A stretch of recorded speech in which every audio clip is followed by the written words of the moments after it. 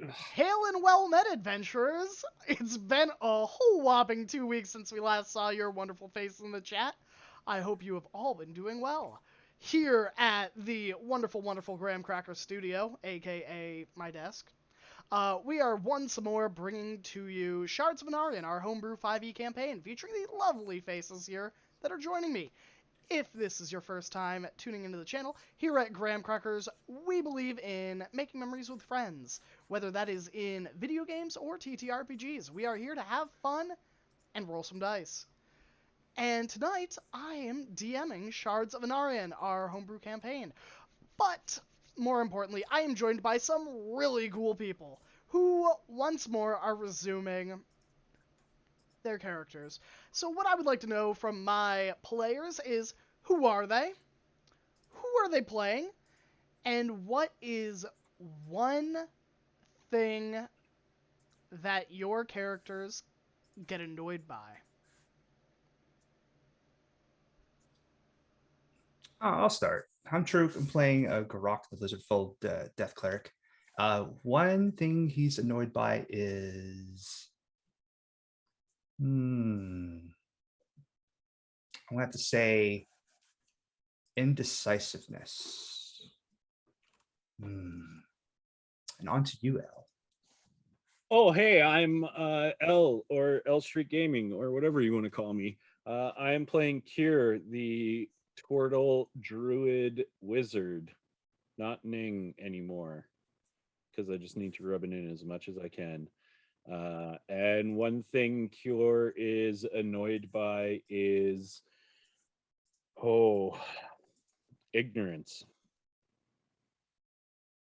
Eric? Everybody, I'm Derek Sword. I'm playing Verban, the Knoll Ranger and Grave Cleric now, because yeah, Thing's dead. Yeah, something that annoys Verban is sometimes it's really annoying for a Knoll when somebody uses like a little bit of reflective metal and they'll shine a little bit of light. And it's like a spot of light on the wall, and he gets like really fixated on it and tries like patting at it, and then he realizes like it's light. It's like, assholes. Anyway, I will hand it off to Fox. Hey everyone, I am TTRPG Fox or Fox. I am playing Brodus, and from the sounds of it, I annoy a lot of people here.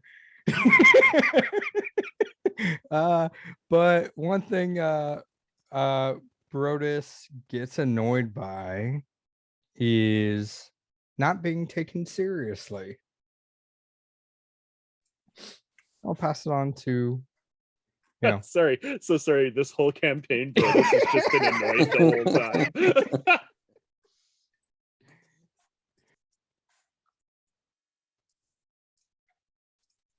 Hey guys, I am Pharaoh. I will be playing Sindra Starmain, the Leonin Warlock Paladin. And something that annoys her is honestly math. Like having to deal with coins and paying for stuff. Like a lot of that is just frustrates her to no end. So she prefers not to deal with it. Thanks. I'm Vinny. I'm playing Zadar, who is a rogue and only a rogue, because you can't ever have too much of a good thing. And he's annoyed by bugs. Doesn't like bugs. Spent a lot of time outside. There's a lot of bugs out there. They suck. They're small. They get into places where they shouldn't, and they make noises that nobody likes. And that's it. Congrats to none of us for saying sand. I know, I was really hoping for it. All right, well, how about a recap? Let's get some recap music. How's that sound? And after very little forcing, Derek has volunteered to give the recap. Very little forcing at all. I don't hear any music, but hey, that's okay. Yeah, so last session, the tragic death of Ning rocked the party. we all decided to take Ning to a nearby grove that Garak was knowledgeable enough to remember, and we made a cairn for Ning, placing rocks over their body to honor them and place them in a beautiful place that they could be remembered. We placed their staff nearby along with their hats and the few belongings they had, along with the stool. Verban and Garak decided to stay and watch the body and do their burial rites and mourn, and also just make sure that the body was safe and that Ning wasn't alone. Meanwhile, Brodus and Sinra went back beneath the city to the strange magical mirror, where they passed through and met with the being of immense power and unknown origin. They both passed through trials of their own. Brodus going through some darker memories and even maybe some threatening aspects. Sinra actually going to a potential future where everyone was dead except for a Verban gone mad, where the last thing that she saw were the stars blinking out of existence and darkness taking over. After their journey through the mirror, they returned to find that Garak and Verban were no longer alone. A new individual had joined them at the cairn, someone that looked kind of familiar.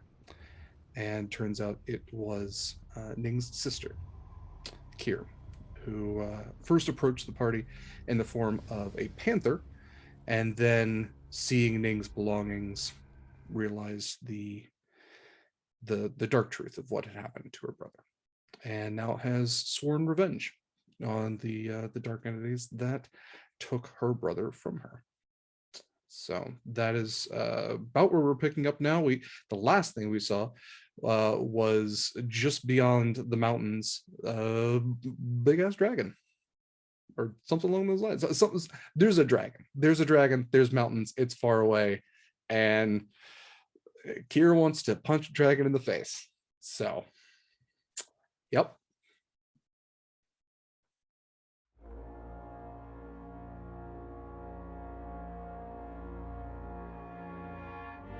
Wonderful. So, there you all stand, about a little ways away from the entrance to the Crystal Caverns. The dwarven guards and scouts arriving on their boars, declaring that there is a rumbling in the depths of the southern mountain range, that the maelstrom of crimson and dark whirlwinds that seem to be hovering over that mountain range are a beacon.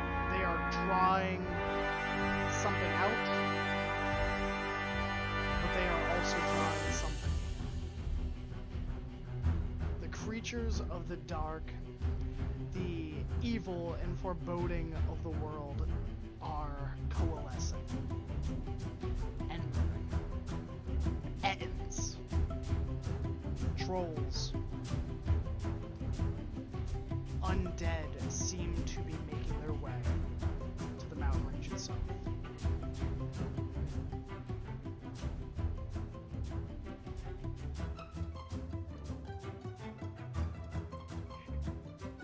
Do you think that has anything to do with what happened to Ning?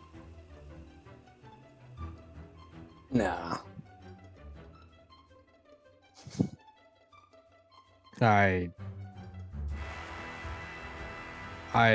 think that has very much to do with what happened to Ning.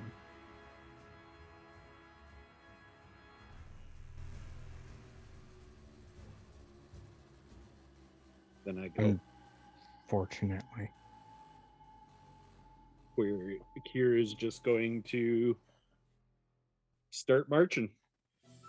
Doesn't stop to see if anybody's following her. She gone. Yeah. Well, so are we? We're just leaving like just the 1, 2, 3, 6 of us, just kind of just walking along by ourselves, or was there was like a? I mean, that's up to you. Right now, you are all just standing at the gates. This is a new phenomenon that has kind of happened over the past month. And the scouts at the beginning of your break and downtime had been sent out by the king to investigate what the ramifications of the ritual were. They are returning with this information. You can see the maelstrom, but you have time if there are preparations you would like to do. You have more than enough time. How many miles away does it look? Uh, Or is it closer than that? I would say it's going to take you at least 2 to 3 weeks of travel. And that's if you had, a wagon, horses, and the like. Verban will run up to Kier then. I do not think that we should rush off so quickly. We are not prepared, and if we go now, we will all shortly die. Give us 1 day, and we will leave together, prepared to get your revenge.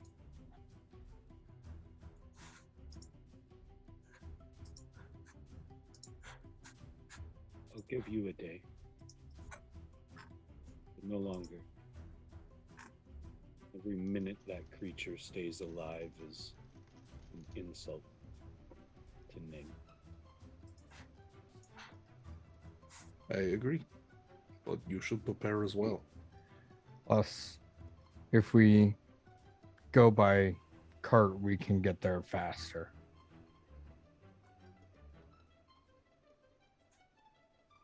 Well, if not faster, at least with less damage to our feet. Let's go shopping. Go make the preparations you need to. I will stay with Ning. What are you capable of? Your name was Kier, correct? That is correct, yes. Capable of enough to kill a dragon. You have done this before. I have helped, yes.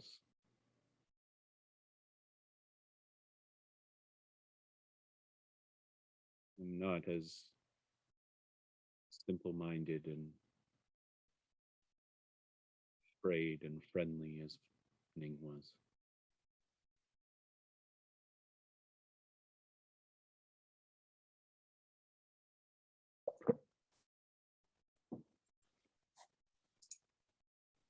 Great.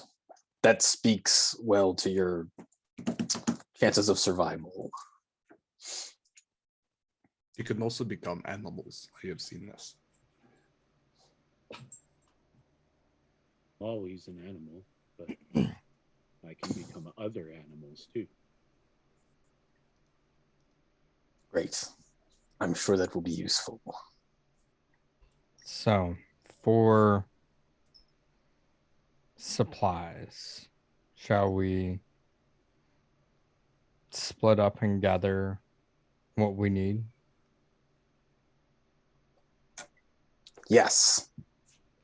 I'm going to go see if there's any. I'm not going with you this time. What Okay. is required? What do we need? I would Horses. say provisions. I need more crossbow bolts. Do you want to borrow some of mine? I haven't used No. mine in a while. But I trust that you will. Okay, fine. More crossbow bolts. And provisions. Horses. Well, the horses and carriage. Carriage. What need do we have of carriage? I mean, it's easier to do 4 horses and a carriage than 6 horses separate. It's probably We shall cheaper be too. traversing the mountains. You wish to bring a carriage on treacherous roads. I mean, or we can not. It's just an idea. Brodus, do you know how to ride a horse? Do they have smaller horses? That is a pony. No, but bigger than that. A Have you not mule. been paying attention? They have goats.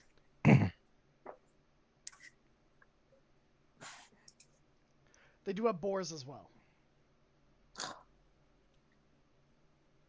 They have horns like me. Fair enough. We can get some sort of transportation. But I think we need to, one team go get provisions and crossbow bolts while another goes and seeks out transportation. And we have the funds for all of these, yes. And she will look at Garrock expectantly. Of course. If not, we can ask the leaders here.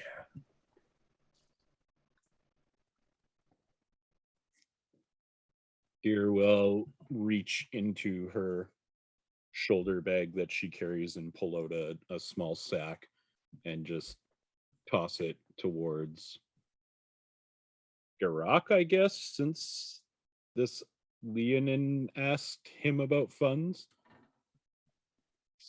Not much. All I have left, but if it will help speed things up, use it. She tossed you a pouch with 10 gold in it. Easy enough.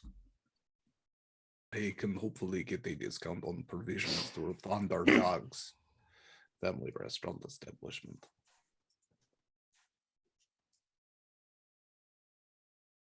That doesn't sound family friendly. It's It's- under new management. It's actually a fun time. Perhaps it would also behoove us to speak with the high cleric. I thought you didn't He's- like him.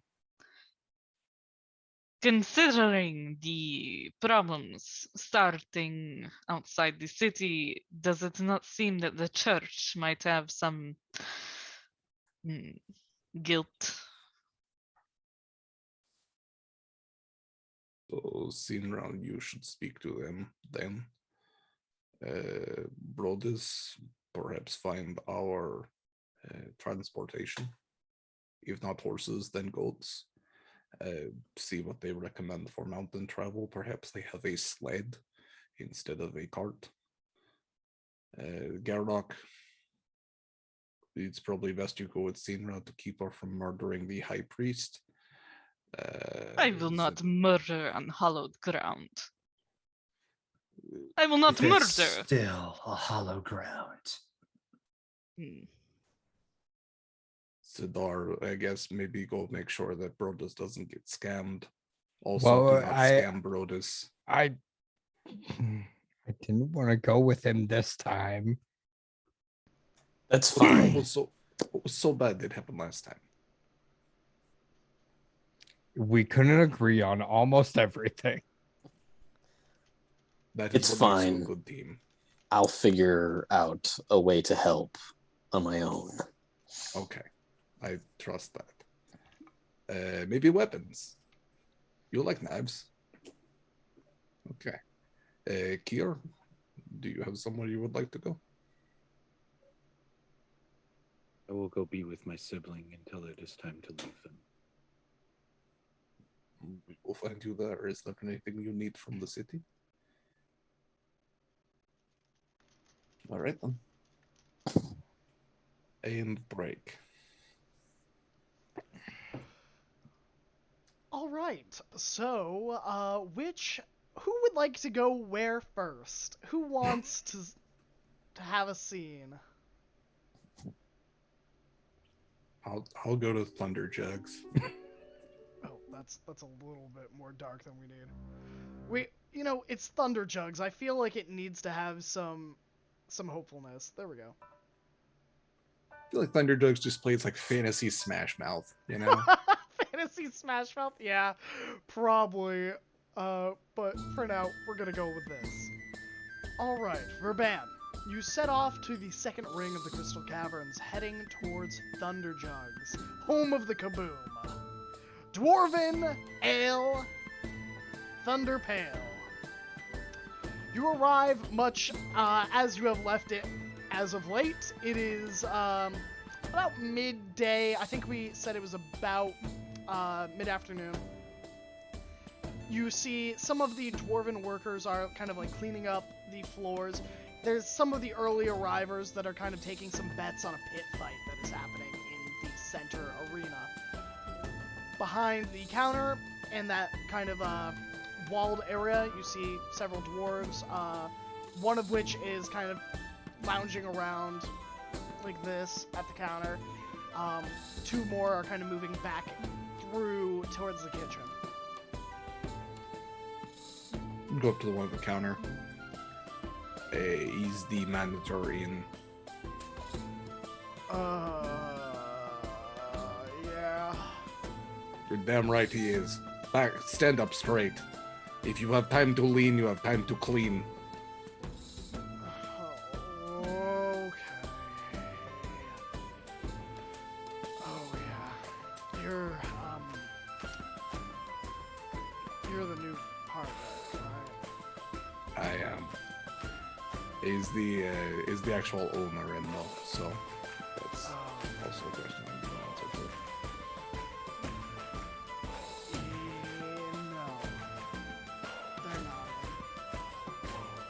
Neat. Okay. I'm gonna go back. Is there like something I can get? Oh, yeah. So you're just going into the back? Yeah. Yeah. You know where the button is. That false wall Right. kind of falls down into the stone. You can just walk in. As soon as you kind of walk back there, they're like, "Oh no, don't do." Just kind of slouch again as soon as you pass. Is he actually back there? Or were they? No. As you enter the back, it doesn't look like Shock Thunderjaw is in at the moment. His office Okay. seems to be locked up. The chef, gosh, what was their name? You know what? Phil's back here. Naked Phil, or was Phil the cleaner? I can't remember. Phil Because the chef was naked. Yeah, it's not the naked chef. It is Okay. Phil, the front desk with a high-pitched voice. Okay. Phil, fantastic worker, employee of the month. I have. Thank you so much. Wow. Phil, better be seen, not heard. Okay. Oh, All right, listen up. I'm sorry. It's all good. I need provisions. I need them to last. I need them for a group of 6 people. Yes. And I need them for, let's say, 3 weeks. And I need them by tonight. So, chip chop cheap. Oh boy. Okay. So 3 weeks, 6 people. That's like 18 a day. For like 30 days. Sure. Oh, Trust your math on that. All right. Where should I bring them? Just in case I need to bring them somewhere. Where am I bringing them here? Where am I getting them? Also, where am I Hey, getting if from? you have delivery service, that's great. I was going to pick them up. The delivery service would be outside the gates. Okay. Bill it to the company. This is tax deductible. Roll a persuasion check. It probably is. It's government service. Maybe. Cool. Persuade. Oh, I do have plus 1 persuasion. Okay, so it's a 14. 14. Okay. I'll just put the bill to Thunderjugs. Goodbye. I can go. Yes. I The can go. faster that this is done, the better. Oh, Phil. Actually, one more thing. Oh, I have a very special mission just for you, and this actually is very, very important. And it doesn't have to be done tonight. The food is important, but the sooner the better on this. And I'll hand him Ning's hat very gingerly. These should be placed in a place of honor. Spotlight on it. It belonged to a very important person who is no longer with us, and I would like them to be honored on Thunderjugs. Oh, okay. I can do that. Okay, I appreciate that. Phil goes to leave. You can see him like counting on his fingers. He's like, 6 times 30 is like 180. What is 180 in mutton? I don't know what that is. And they go out the door. Perfect. Job done.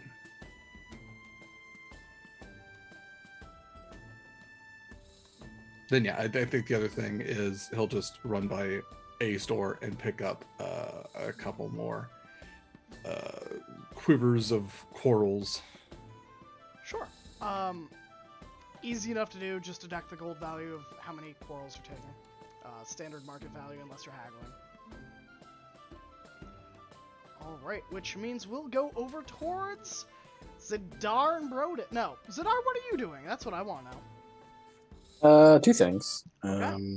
I think I know the order I want to do them in. I guess thieves camped myself into the underbelly of the city to see if I can find a fence that's selling stolen goods at heavily reduced prices, hopefully. Okay, so you're not going through Thunderjugs to... Oh, not at all. I'm Okay. actively avoiding Thunderjugs. Okay, good to know, but I wanted to check. Roll me a investigation check at... No, you've been around for a month. Let's say at advantage. Okie dokie. I feel like this is something you would have probably sussed out. I got a 5. With advantage? Yes. Oh my, alright, let's get some music, I guess. I feel like I got in touch with somebody before about something, but I do not remember what. But Maybe? Let me take a look. I think it was the bookie at Thunderjugs. Yeah. oh yeah, that's right. So I can't talk to that person. I mean, you can. It's up to you. Oh my I will god, say, like, Thunderjugs. after looking around for your usual fences that you have been kind of Mhm. solidifying, it looks like with the panic of the scouts arriving, they aren't in the usual place. And it's hard to get a bead on where they are currently. Mhm. Whether it is that the shady underbelly of the Crystal Caverns is kind of feeling out if it's even safe to stay here. Fair. All right. Then he will try to find a place. Okay, so he knows about holy water and how you need like silver to make it, right? It's like powdered silver. Yeah. You put it in the water and it turns into holy water, basically. But there's more to it. But anyway, so he's gonna go, I guess.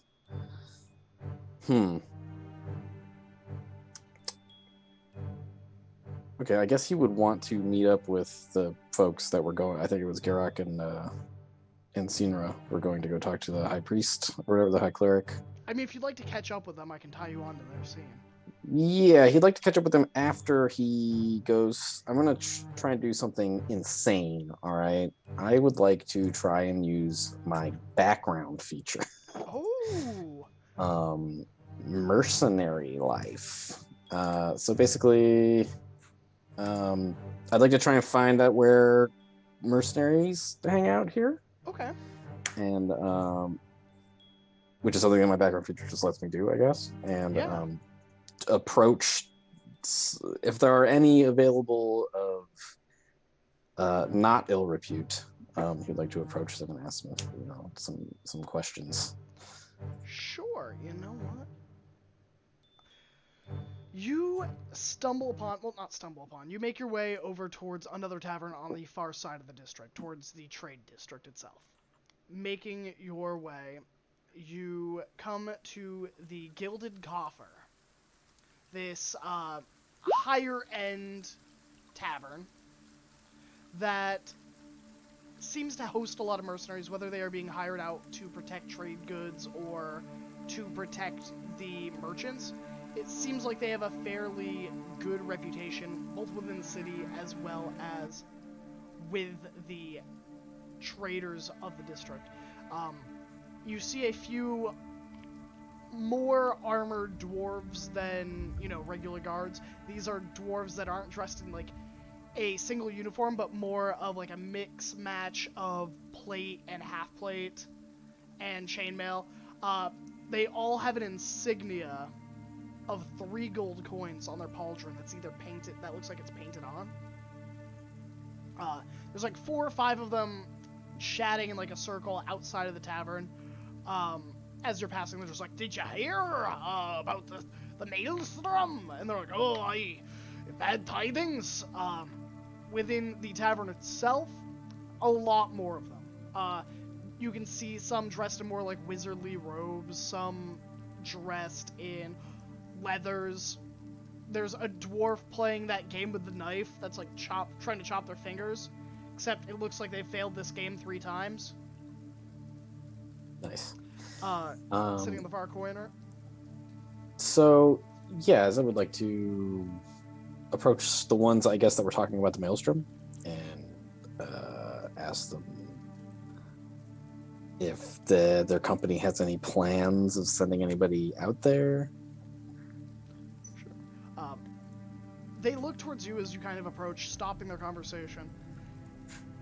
They give you an up and down, and it's that definite sizing up that you get, like, when you're like, is this someone worth my time, or is this someone that's going to pay me gold? Kind of deal. And after a moment, you can kind of get a subtle nod of, like, approval as they kind of, like, look over your form and your weapons. Well, we haven't had any offers yet, but we'd be willing to pay someone to go look at it. Or, not that we're afraid of it, just we ain't volunteering until someone's offering to pay us a lot of gold to get down there. How much is a lot? Well, depends on what you're looking to get. Usually, me and my boys, 12 of us is about 200 a month. What about something more in the neighborhood of 3 of you? Are you looking for spellcasters, clerics, or sneaky buggers, or just good, strong, iron-wearing dwarves? The latter would be preferable.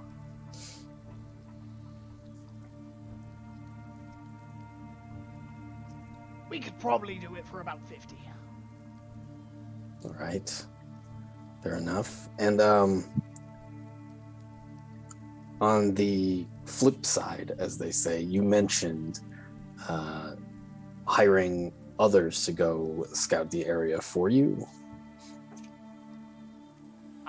I mean, if other mercenary bands go and check it out, tell us the information, and someone wants to pay us to be an information broker, no sense bloodying our blades for nothing. Well, I just so happen to have a group that is heading out there soon. In lieu of payment, in gold or whatever. Of course, I would expect we would get some sort of what's the thing called where you get paid up front to cover like gear and shit. Just in advance to cover expenses. Well, methinks you should probably step inside. You'll sit talking. Of course, yes. So, as he kind of ushers you in, and you get some looks just as being a dragonborn in a dwarven city. It happens. But he ushers you towards a back table, and there's like 2 dwarves already sitting there, and he just waves them, and they're like, oh shit. They're like, get up, move. And he motions for you to take a seat, and the 3 others that were with him, 2 kind of go to the bar to get drinks, and the one you're talking to and another one just sit down. And the 2 that go to the bar kind of come back very quickly with mugs for everyone. So, you're looking to go scouting for us with an advance payment. Are you still needing 3 of my boys with you? Oh no, not if no, not in this case. Well, I've got some information I'm willing to sell you that may change your mind. And the price of said information.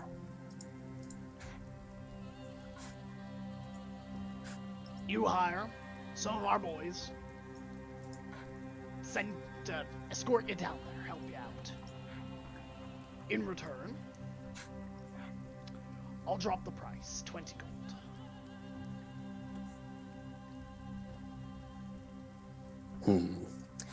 And we get a percentage of any loot found that we assist in the kill of, whether it be beasties or brigands.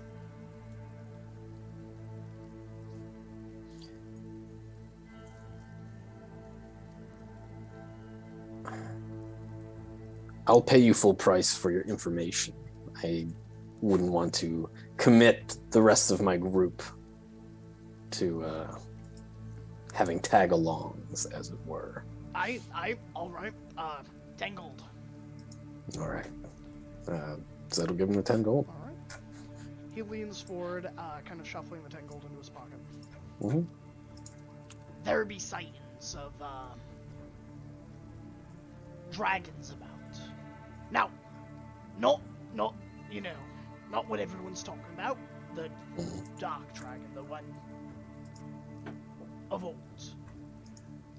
These be silver, red, bronze, even. They say beneath the maelstrom is a field of scales of dead dragons. They're battling it out. Something's getting them in the sky, and they're falling there.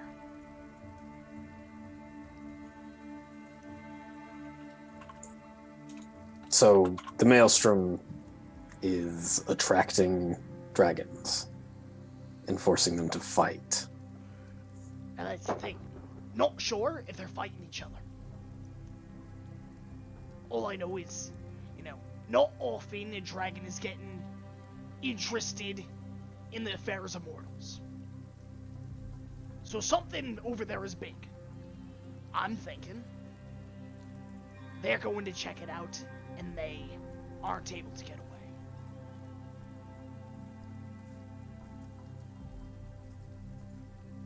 Interesting. And you say that there are dragons of all stripes, as it were.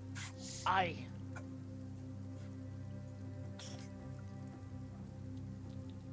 And beneath them, just a field of scales. Now, is that literal or hyperbolic? Look, I got it secondhand. I wasn't there. Mm-hmm. One of the scouts came in, a raven, saying he saw a dragon fell from the sky, several bodies on the ground, and that was enough for them. And they turned right back and rode back all the way here. I see. All right, how many of your people would you require join us? Well, that depends. Are you going to Mondag Tithe? Are you going just to the Maelstrom? We're heading for the Maelstrom.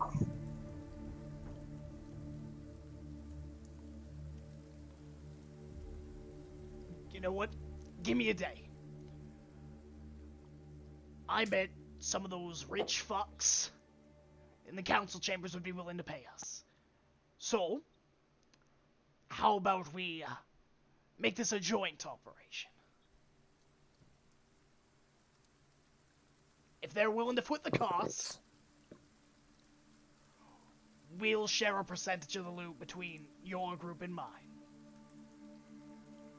Well, if there truly is a field of scales, as you say, then there will be plenty to distribute. Aye. All right.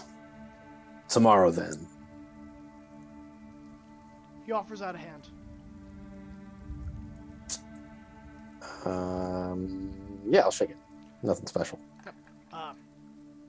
And if anyone of my boys ever acts up, which they won't, because they know their fucking place. See a few of them wither under that stare. You tell them Gam Gun will deal with them. Perfect. You said, damn gun. Gam, Gam Mr. Gun. Gammunn. Damn gun. What's the name of this mercenary company?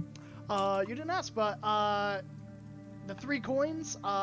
You know, I'm gonna call them the 3 coins. Leader of the band of 3 coins. No, the band of the hawk. 3 coins. Got it. Yeah. Great. Okay, cool.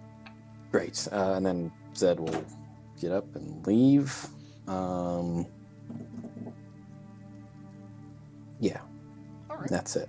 And then are you headed to the noble Yeah. district in the Okay. So it's about there that you see your 2 companions, Brodus and Sinra. I believe we're the 2 going there, right? Eric. Oh, Garak. I'm heading to go get transportation. Okay. So Garak and Sinra are headed that way. You see them. Glad I caught you. Just thought you could use some company. Also, maybe I was hoping I could get some holy water and powdered silver while we're here. But, if I can help with whatever it is you were all doing, all the better. It's doable. Sooner stares at him for a long moment. I'm certain that you wish to be of aid in there.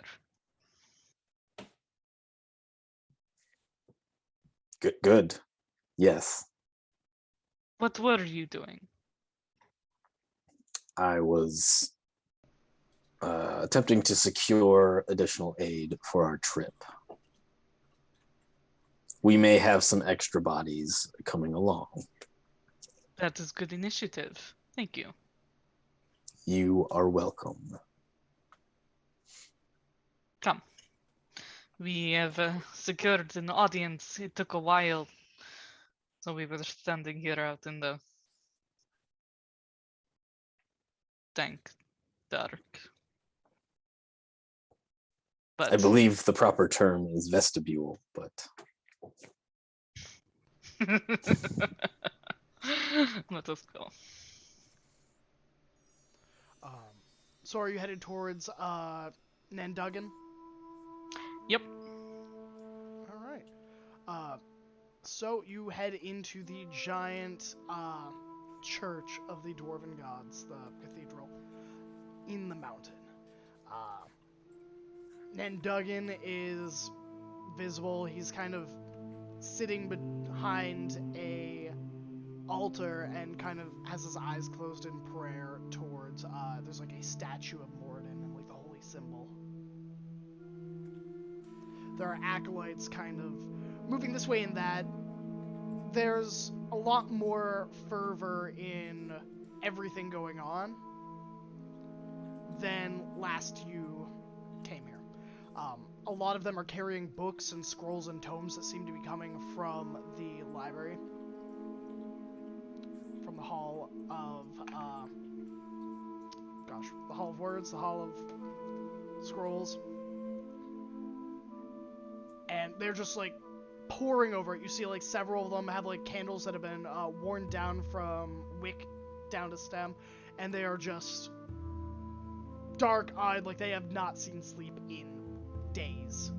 Just pouring over these tomes. Do these look to be more like history tomes or religious tomes? A mix. It looks like a lot of them are religious, looking for the symbology of like a maelstrom. Some of them are arcane in nature. You see one or two, it looks like wizards or more scholarly types are kind of comparing notes and discussing in closed circles and going over these scrolls, trying to probably discern whether this is a magical thing, whether it's something they can fix. It's a lot. It's one of those things like when nobody has a set hint to go off of, so they have branched out in so many directions that there are no concrete information being tracked in, and it is just all disarrayed at the moment, is kind of the feel you would get. Like a Hail Mary. Yeah, like they are all looking for something, for an answer that they may or may not have, but they don't have enough information to get started on a research to get them to an end goal at the moment. I will push through the masses of researchers and holy men and head towards the High Priest. As you approach, Nundagan kind of stands up, collects himself, kind of straightens his robes. They are these gold and white scintillating robes, like the scales of a dragon almost, or like a hoard of gold that they would be laying on. He looks like he has aged decades in the past few weeks since you last saw him.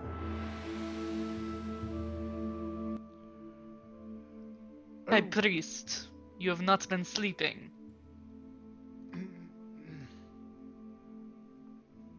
I've slept enough.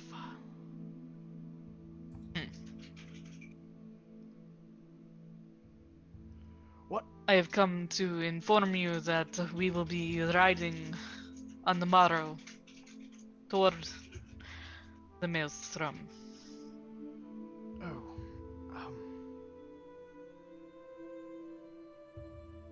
Oh, how many of you are riding? 6 of us, and then I look to Zadar, prompting whatever number he came. Possibly more. I don't have a solid number yet.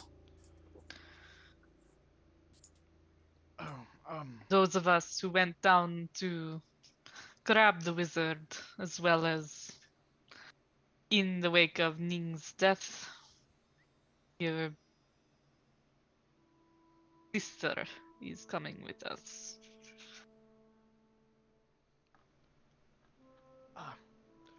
well, I'm glad to hear someone's going down there. We can't convince any of the scouts to return.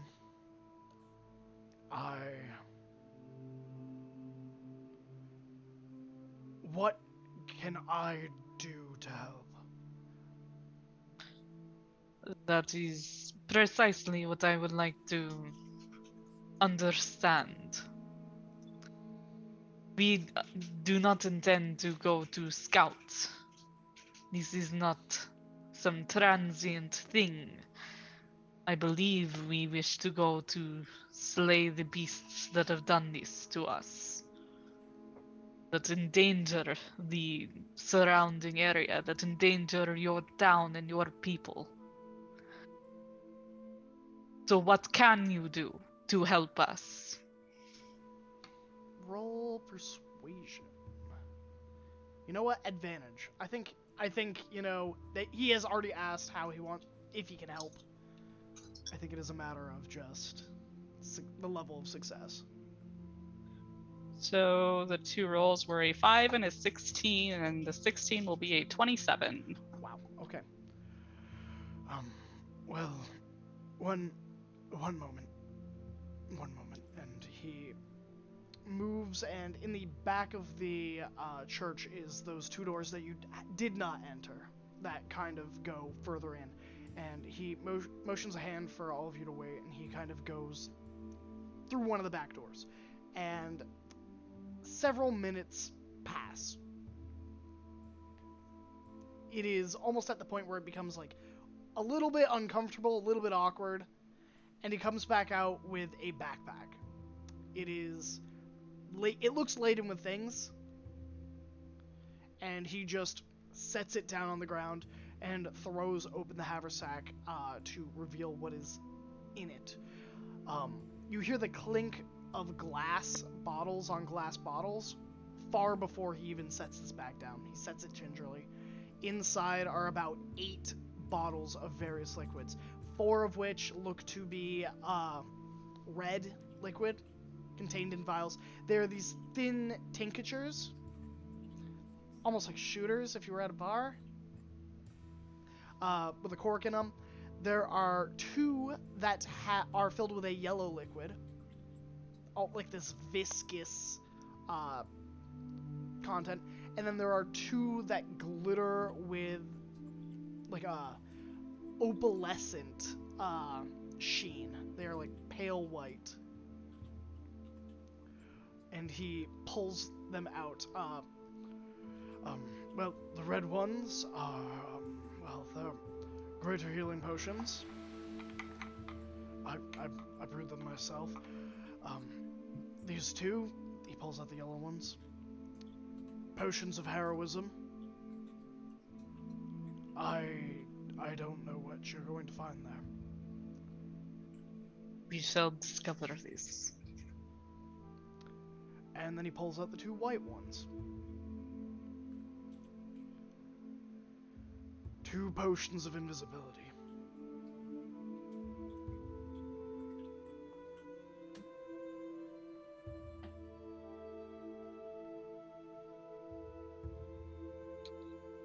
I am certain these will be evade. Is there...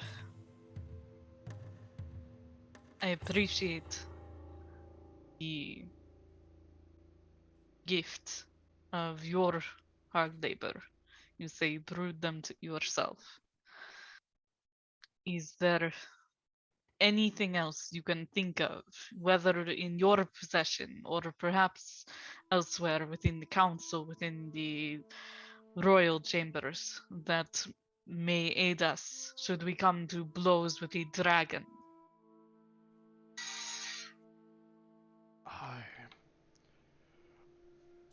I suppose I could check with the other counselors if there is anything else we could provide. Do you need weapons, armor? What do you need? And I will try my best to get it. Armor would be of aid, perhaps weaponry.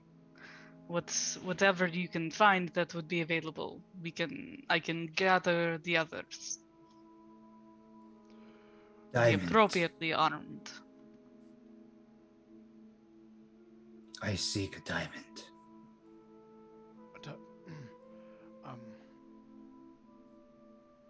I can provide you 2 diamonds.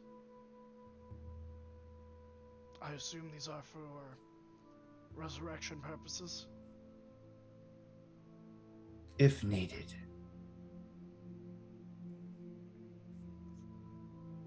One moment, and he goes back into the back office, comes back out, 2 diamonds. That you can presume are worth 1,000 gold each. Or whatever the spell cost is. I think it's 1,000, but it might be 500. It's just like 3 for 500. Revify. Yeah, so 2 500 GP diamonds. And I should have said something before you walked back there again, but as much holy water as you're allowed to give me would be great. Give us, pardon. We have heard that there may be undead. Or silver would be fine too. Yes, enough powdered silver to perhaps silver a weapon would be glorious. We could make donation to the temple if necessary.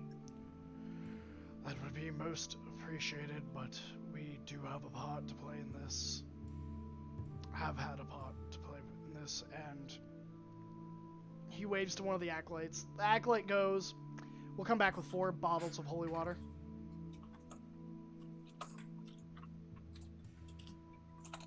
Great. Thank you. I can't silver a weapon, however, this is not the trade district. Sure, I just thought since powdered silver is used to make the holy water, you may have some just lying around that I could take to somebody to get a silver dagger or something. One moment. I'm going to contact the other counselors if you don't mind waiting a second. He's going to cast the sending spell several times. And he kind of nods his head. Alright,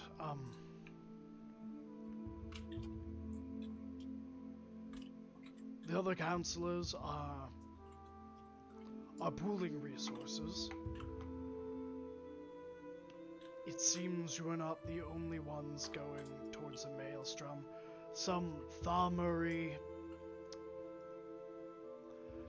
Shatterbuckle is headed that way.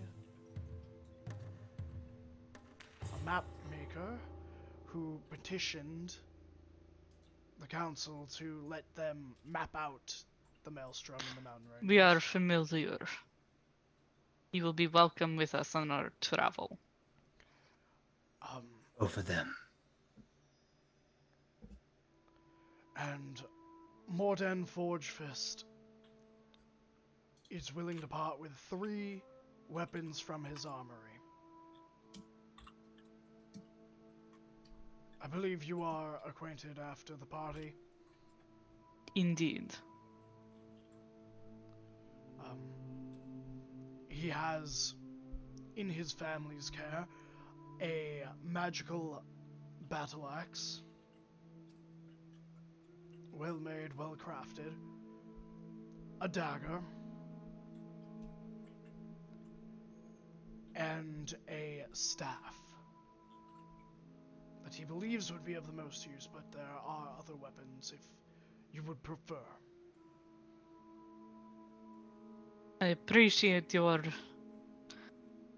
aid in facilitating these conversations. You have my thanks. And to be clear, we will take anything they're willing to give. We will go and take what he is willing to give, and only what he is willing to give. I look at Zadar. What else? What did I say? You said that. It is true.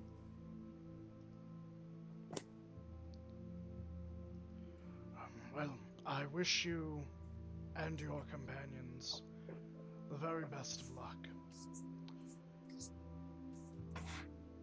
I will be petitioning the king to send forces down south as soon as we can. I've written to the Assyrian Empire and some of my contacts there. It does not look good.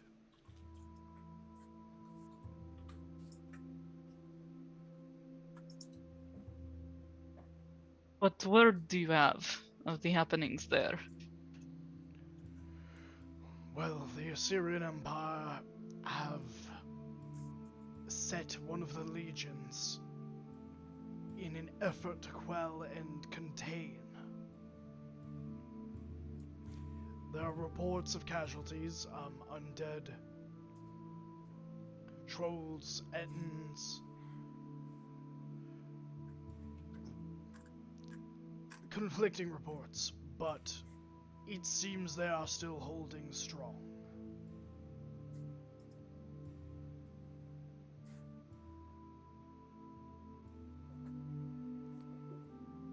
Good for them. What have you learned from your books?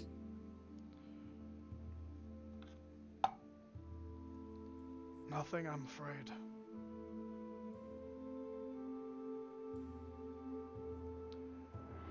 Never have we encountered a spell like that on the scroll, and I doubt we ever shall again.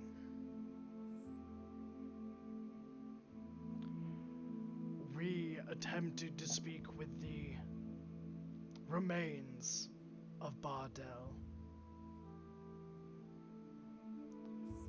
However, the answers we got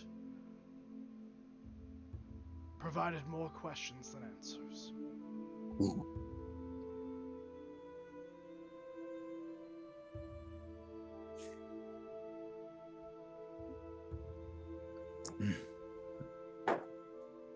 Grok's tail starts twitching. Sindra will catch his eye. Is there something else?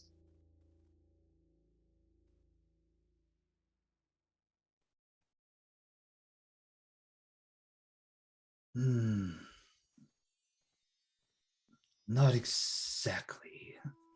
I must find a place, specific place here. It will take time, but I will be back. She nods. I will find you at the gate. On the morrow. Yes. Very well. Then Zadar, let us find the others, and we shall go to Forge Fist. Sounds great. I do have one more question, High Yes. Priest. Who else did you say was going? Or maybe you didn't say. Do you know of anybody else heading that way? Tharmary Shatterbuckle, a map maker. Right. Yes, we heard that one. That was it? As far as I know, I haven't left the temple, to be honest. Fair enough. No further questions. Travel in Morden's light and may the sound of his hammers guide you on your trails. Sindra will bow to him. And once he has kind of uttered that farewell, he kind of goes back to praying. Probably seeking some divine inspiration or divine answers that he is not getting. Brodus, you're getting some horses, a wagon. Just deduct the gold. I'm not going to make you haggle for it, unless you would like to haggle for it. What I was actually going to do, I was going to have. It's not going to take that long. Don't worry. I'm down. What do you want? What I was going to do is I was going to use illusory script to not directly pay for it, but say that the Kingdom of Andalin will be sending payment, and then also sending a paper bird back to Lady Minerva Withersmith, letting her know that I did this in the sake of the urgent matter, but this is what is going on, so that both they know and Okay. not having to direct pay. Yeah, I think that goes well enough. I mean, Lady Minerva is a fairly established noble. Makes sense that she would be dealing through intermediaries. Mm-hmm. And in the case of the battle previously, I think there's enough knowledge of you and your party at this point that they'd be willing to do that. Yep. And whichever he thought was better for Mountainous, whether it be goats, spores, whatever, I will take whatever he gives me. Sure. But I'm only getting 6. You're only getting 6. Okay. Because that's all I know about. So. Okay, so you're getting a wagon. All right. So, are you ready for the following creatures you get? All of you are going to be responsible for naming one of them. So I hope each one of you is ready. Mm-hmm. You receive 1 boar. It is a riding boar.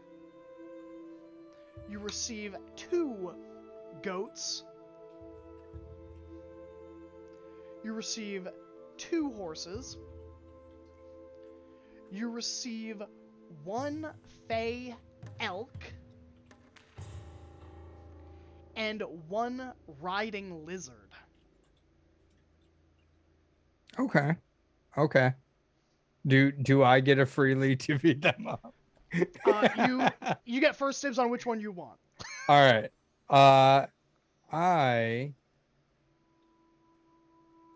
You know what? I'm one of the smallest. Some of the other creatures can carry heavier people. I will take a goat. All right. And what are you naming your goat? Yeah.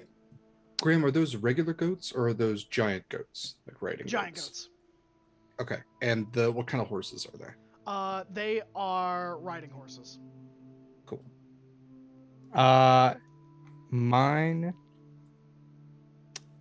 will be named Bold. All right. All right. Anything else from all of you until you reconvene? Garak, what would you like to do? Because So he's finding a spot most closest to his deity. okay. Either a lost temple, a ruin, something that's really close to null. He's going to basically build a mini sanctuary there, and that'll be revealed why later Okay. if needed. Yeah.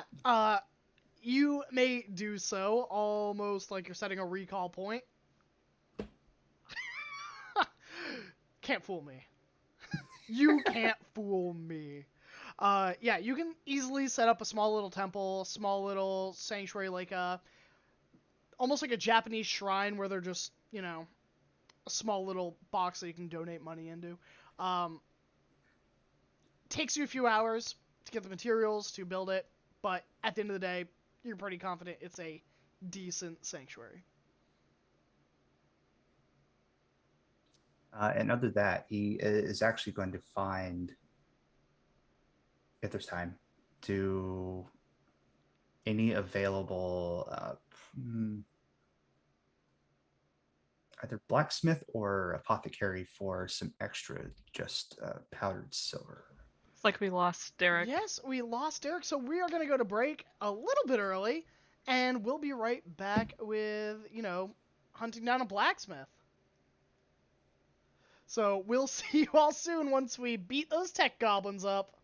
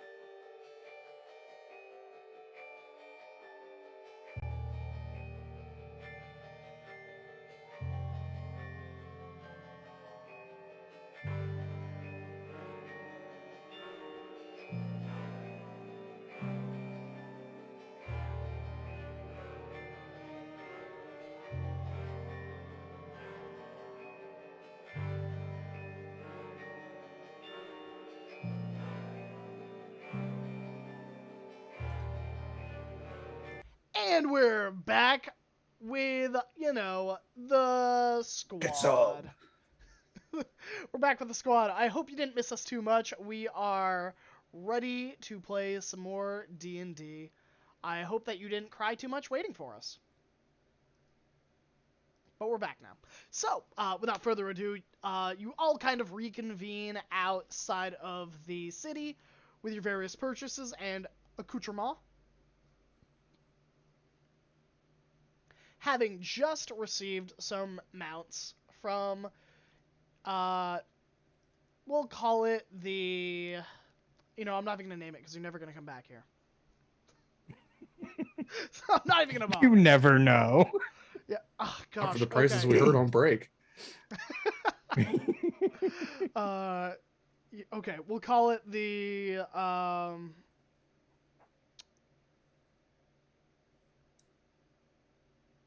ooh, what is a good word? It's fine. The stable just got started. He hasn't named it yet. A cloven hoof. Cool. How Harvin's about, Menagerie and Mounts. I was going to call There it you the Emporium. Hey. Perfect. There we go. But yeah, visiting the Emporium, you got your mounts. Feel free to pick them up and tell me what you named your specific mount. My goat's name is Bold. Because it's the opposite of me. Who's next? Garak chose the riding lizard named Cass after a family member. All right. Zadar? Verban? I'm looking it up. Kier? Yeah, Kier, if you want to go. So they've all come back to Ning's grave and brought all these animals and stuff with them. Kier is immediately going to be drawn to the Fey Elk, and is actually going to kind of start walking towards this creature and will pluck one of the orange flowers from the back from her shell and kind of grind it up in her hands. And as she does, you see wisps of this orange smoke start to rise as she inhales and then blows out this material, the fauna, and she's casting Speak with Animals. Okay. And will approach the. You look like you're gonna say something. No.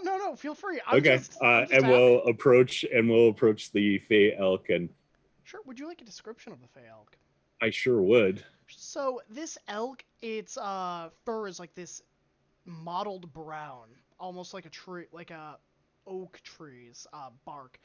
It has almost like a barken look. Its antlers are dark brown, but seem to be covered with moss and ivy that are just part of it. And it has these verdant green viridian eyes. As you approach, it kind of tilts its head down. Hello. Oh, hello there! You are quite a magnificent creature. Oh, well, shucks, that's the nicest thing you could ever say to me. Glad someone noticed. I believe that we are setting forth on a dangerous and long journey, and I'm wondering if you will help me lift the weight of my feet and carry me. Oh, yeah? You going down to a dangerous place? Well, it might have gone plenty of places. I walked here, and then I walked over there, and I've been all over. Did you say you've been everywhere, man? Well, no. I've been some places. Okay. Some places I haven't been. Well, would you like to go to a new place with us? Sure. I ain't got nothing better to do. Fantastic. What would you prefer to be called, friend? Oh, well, my friends call me Jeffers. Jeffers. Eh? Excellent. Do you know any of our other riding companions that my friends have brought with them? It looks. It looks over there. No. Oh, What a very well noble then. creature. This Well. fey elk. He came from a swamp. I don't know what you want. Came from Florida. Oh no, we're going to be on the 6 o'clock news in the Crystal Caverns. Well, I look forward to our journeys together, and I will try and ensure that you stay alive. Well, that's mighty fine of you. I'll try not to, buck you off or swat you or accidentally kick you or accidentally gore you or, any sort of thing. Excellent. And then Kier will go through the process of going to the boar, the 2 goats, the 2 horses, and the lizard, and like giving them some scritches and just saying hi and kind of giving them a quick briefing of what we're going to be doing, and that we will do our best to make sure that they are okay and well cared for. Sure. The Just to general try and- consensus is they are thankful for the reassurance. The lizard does not say anything to you. It looks you dead in the eyes as you're talking to it, and then its tongue just like licks its eye, and then goes back into its mouth, and it just says nothing. You are strong. It's fine. And I will go back to the group. Well, you've had your day. I trust that everything is in order and we can depart now, all of your animals. And we'll kind of give a glance to Garrock, who seems to be closest to the lizard. We'll do the best they can for us. There is one more thing we require before we depart, but it is good that we have brought this to you and have reconvened. I wished to gather all of you before we head to the councilor Forged Fist, who has offered to provide weapons from his estate for our journey.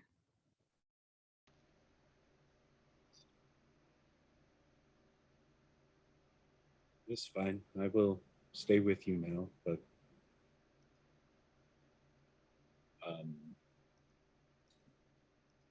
all I need I have on me.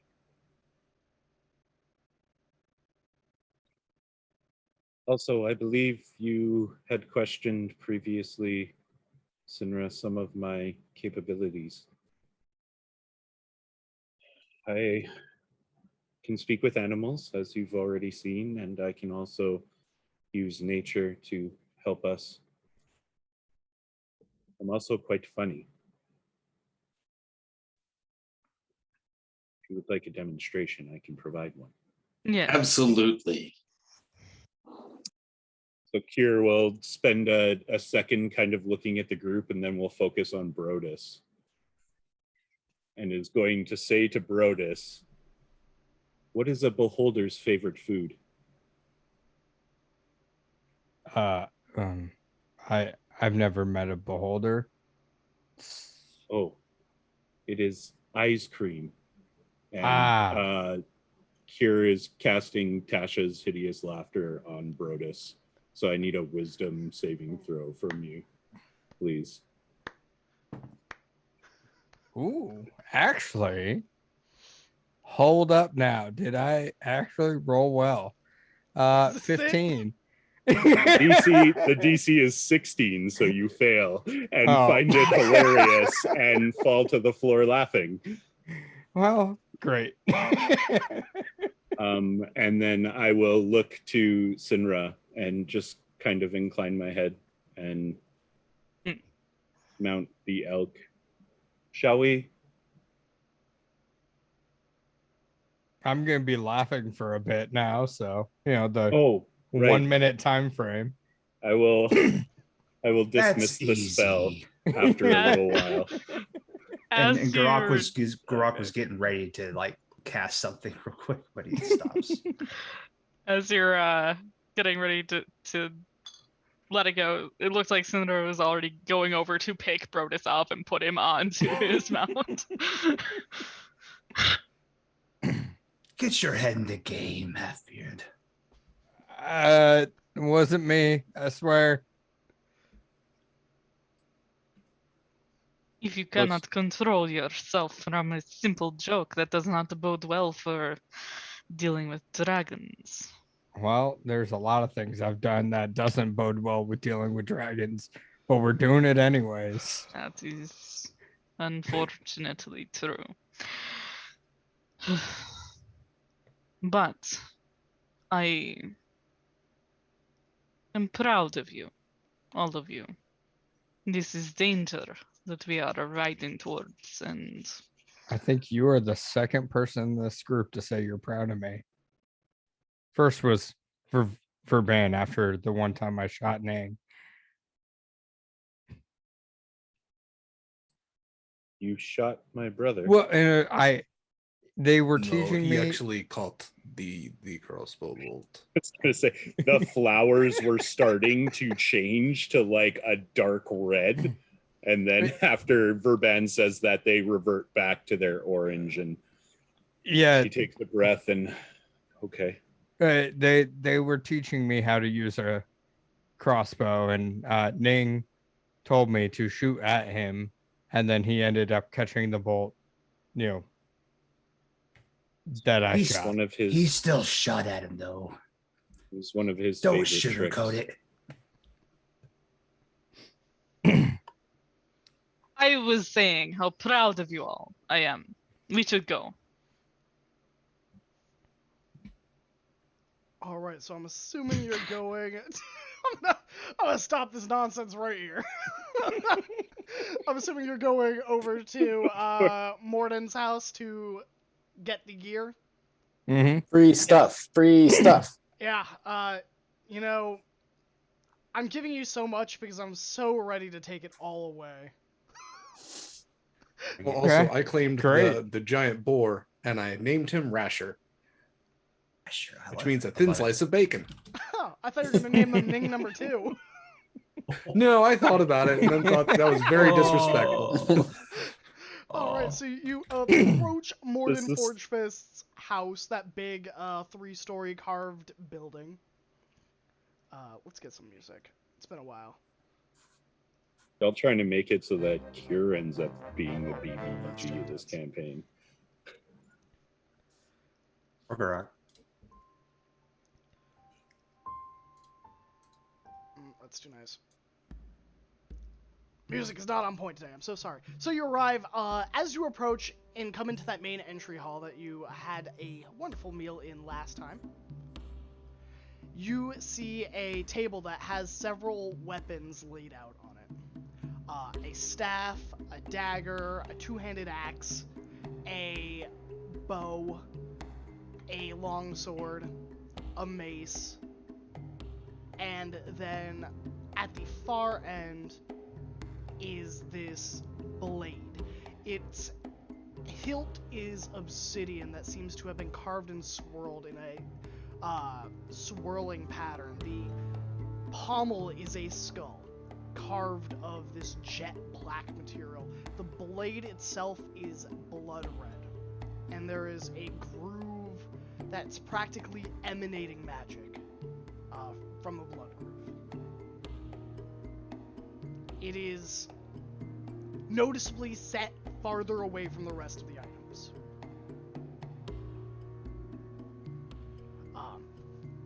Morden waves you down. Ah, so nice to see you all again. Right, better times, I suppose. Come on in, come. I received a sending earlier.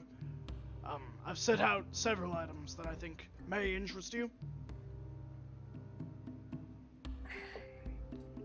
I was only told if you wanted weapons, but I do have some armors as well, if you would rather armors than we can discuss it. Sorry, I talk too much. I'm so very nervous and excited at the same time. We will be glad to see whatever you have to offer. It is all in the name of fighting this great evil that comes upon us. Of course. Of course. Certainly. So, these are some of the items that I've picked out. I do have other daggers and other swords and other one-handed axes and maces in my repertoire that are a little bit more, well, these are the ones I know what they do. Then the ones in the back are a little bit stronger but have some drawbacks to them. Do you mean to say you have weapons in your possession that you don't know what they do? Well, what I'm saying is I have, for instance, I have a mace that is made out of a crystalline material that when you hit something really hard with it, the crystal explodes in a burst of radiant magic that's going to hit you and everything in a 30-foot radius. Neat. Yes. Then I have an axe that, it's called Bone Crusher. The problem is that when you hit someone with it, it cuts through people like butter, and a lot of people cut their own bones because it goes right through, and the downswing catches themselves. Less Not neat. this axe. Foolish. What? That is not this axe. That is this No, way. that axe is not the other one. I have a crossbow that shoots infinite quarrels. Which isn't on the table. I can go get that if you would like. I have a dagger that is made from dragon bone. That is, I've been told, very good against dragons. That's Was on there the a table. downside to the crossbow? Sorry. Well, yes. One moment, I need to check my notes on all of the various magical artifacts I have in my possession. He unfurls this notepad. Every third shot has a chance of doing something. Whether it's a random magical effect or changing the very makeup of what you're shooting.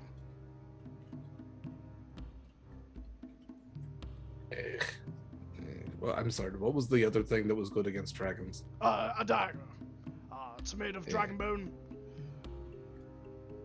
Please, if you could show that to our friend here, and I will nod towards Zadar. He Zadar. moves towards the table, and one of the daggers that has been set out looks like it is made from bone. It very clearly dragon bone. It's maybe like to your mid arm in length. The pommel is all carved out of bone. It has a simple cloth wrapped around the handle to kind of give a grip. That's it. That's its entire look. That sounds really good. Is that one of the three things you would like? I mean, what about that other one that looks very interesting? Was that a dagger you were describing before with the red blade That's and a the sword. skull? Long sword. Oh, okay. Why don't you give us the lowdown and tell us what we're working with here? Oh, of course. Sorry. So sorry. I am also interested in these armors that you said you have. Yes. All right. So you want the weapons, then the armors at the same time. That sword. Out everybody- Slow. We can go around and everybody one at a time will say what sort of thing they want, and then we can narrow it down that way. It'll expedite the process. I would like to have a dagger. The end. I would like to leave. The end. I would not mind better armor. If you are giving it away, I would happily take half plate. As far as weapons go, I would not mind a melee weapon, but I do not need one.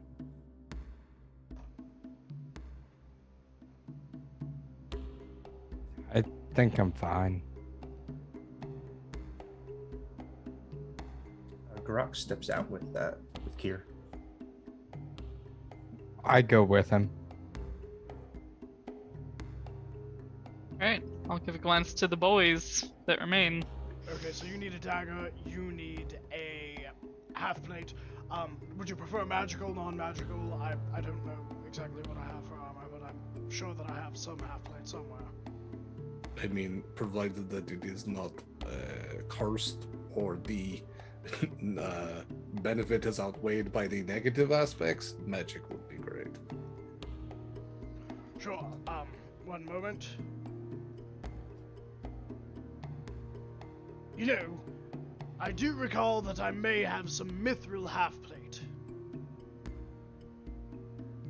Do that. Alright, I'll make sure. Barnaby, go fetch it. Good job. You see Barnaby, the waiter that had greeted you all when you first came there, goes, "Yes, at once, and goes off into the bag. They're gone for a few minutes. So a dagger, and what was the last thing you would like? Were any of you interested in that sword? Well, is the sword extra light? Does it have the finesse property? Because that would be the only reason I would be interested in that sword. So wonderful for you to ask. This sword can change its shape into a short sword, a rapier, or a long sword, or great sword.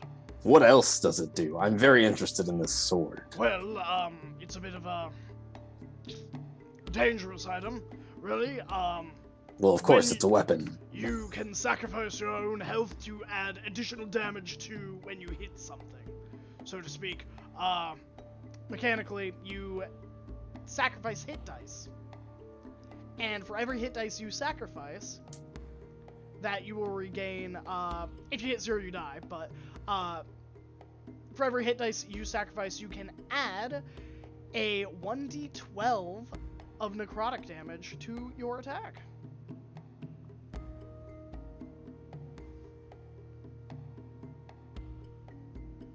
That's pretty cool. Given you also cannot unattune to it without having a curse removed.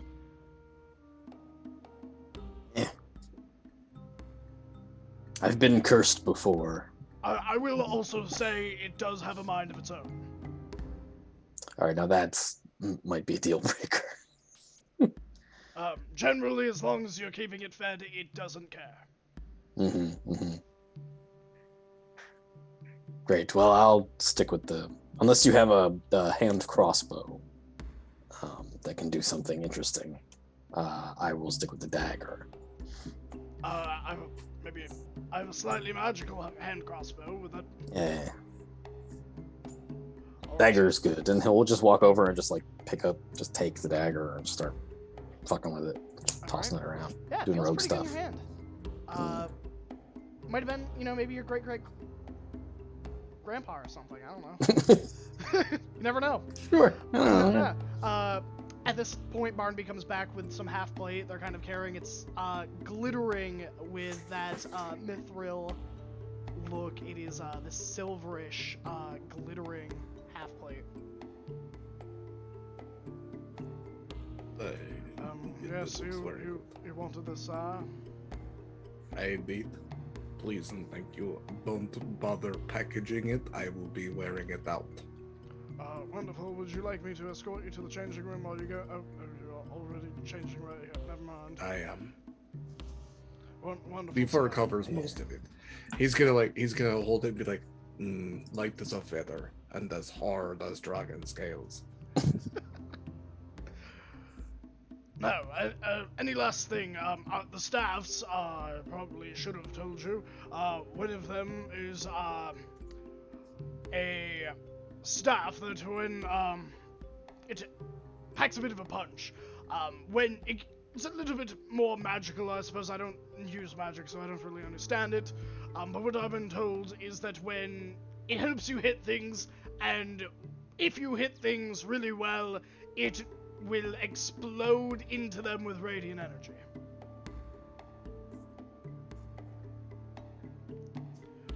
And the other staff is a staff of healing.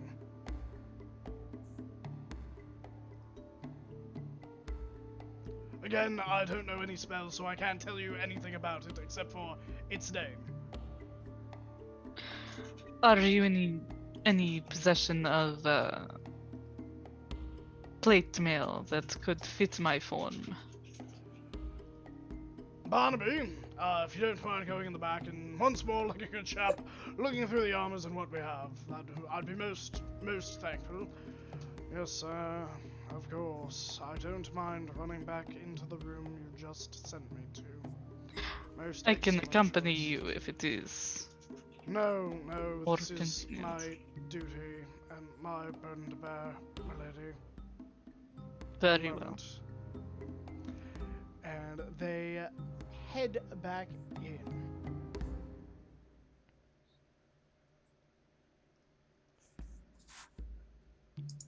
And they come back with this dwarven made Leonin armor. It is made to fit the Leonin form. It looks ancient. Probably made from the Legion when they first went to assist your people in the fights against the Gnolls a long, long time ago. This seems to be more of a relic than anything else. This was the only thing I could find that wasn't a piece of shit. I am so sorry. It's, well, quite garish, but I suppose wearing a bunch It is quite fashionable. if this interests you, it, seems to be very well made.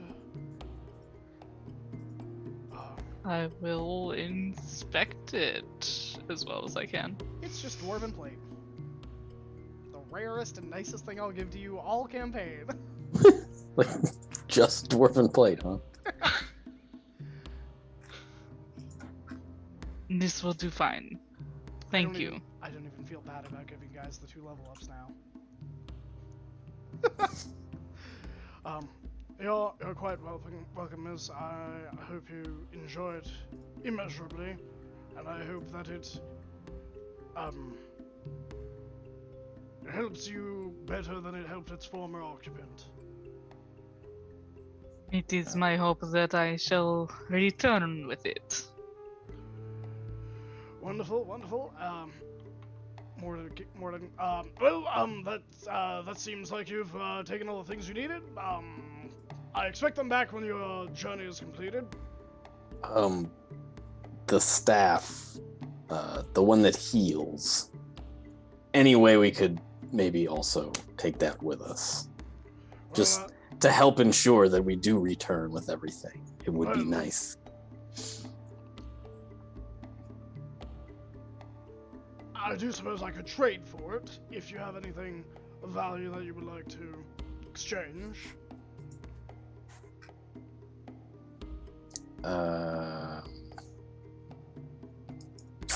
Got some holy water.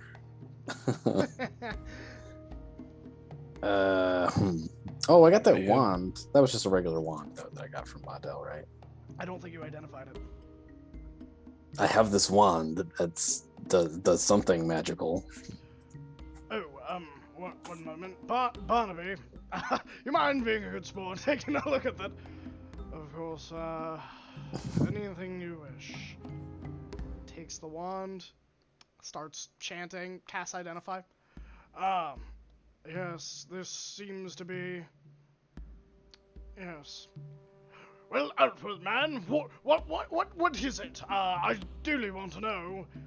This seems to be a wand of lightning bolts,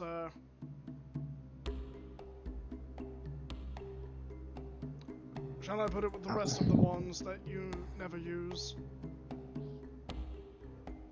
Well, I suppose I could trade, a staff of healing for a wand of lightning bolts.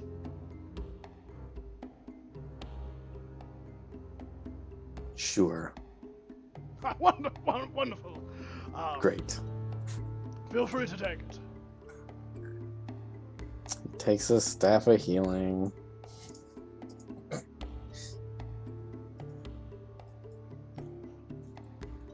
Well, do enjoy.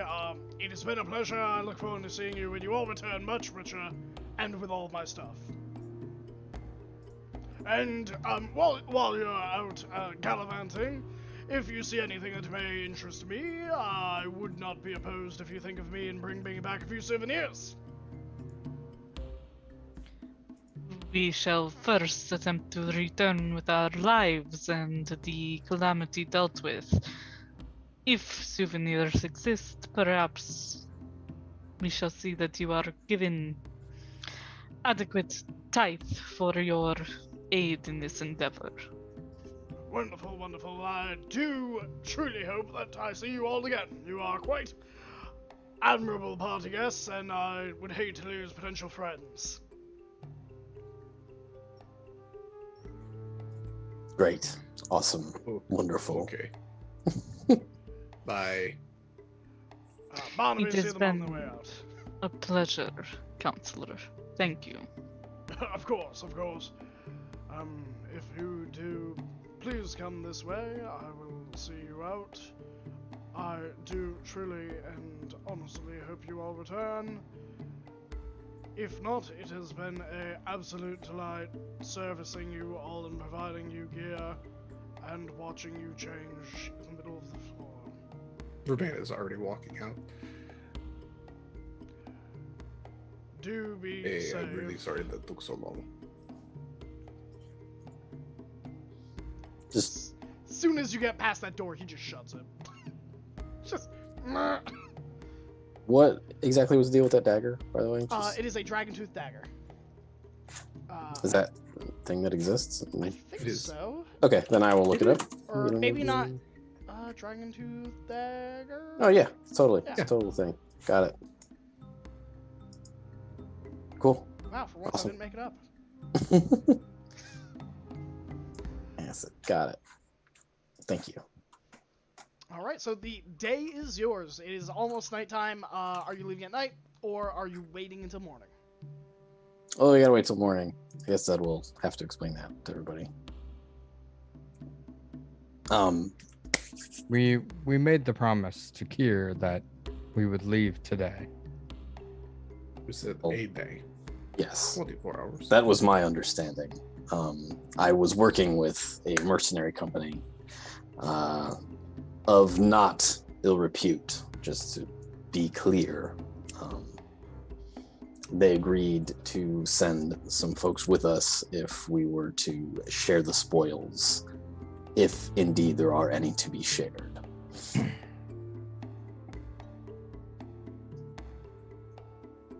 We'll get So- our last little bit of rest and then head out in the morning. Thunderjugs will provide provisions. I will pick those up and make sure our pack animals are loaded.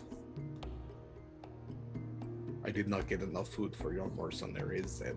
I hope that they know they are to feed themselves. They are professionals.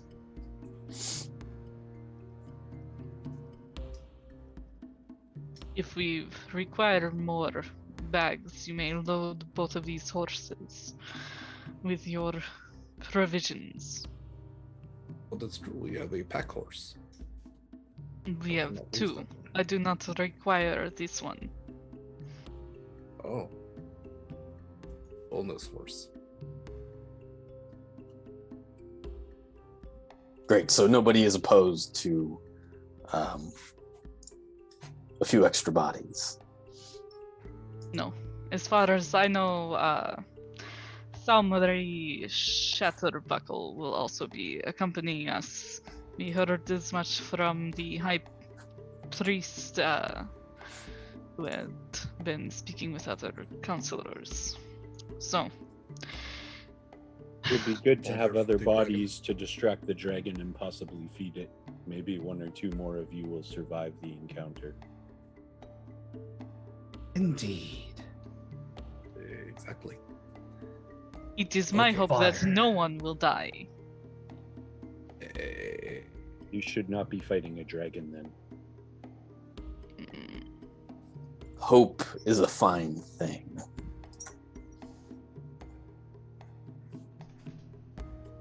All goes well. I won't be needing these, and he dangles just a tiny little sack that's got just a cling of 2 little materials in there. That's familiar. Oh, also, I bargained for this, and he'll present the staff of healing. Given enough time and maybe 2 more levels, I might be able to figure out how to use it myself. But until then, any of the 3 of you, and he'll gesture to Garak and Kier and Brodus. I think Brodus. He thinks Brodus. Can make use of it to heal.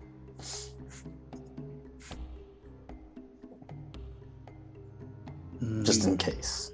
Cannot heal with your words alone? Oh no, not all of us are blessed with such gifts. We have to use our hands and tools, and he'll pat his doctor's bag, even though he's not a doctor. Learn to give to nature. Nature will give back to you. I'll keep that in mind. Brodus. No. Do you wish it? For now, we'll just strap it to the lizard. Right. Garak, you can have it. I don't want it. I have this one. And he holds the one he really wants to hold. Well, what if that one breaks? I would actually not mind it. I have been studying how to heal people and keep them from leaving. And I have some good ways of healing. Then All right. Verban, Fair enough. He'll hand the staff of healing to Verban. 8.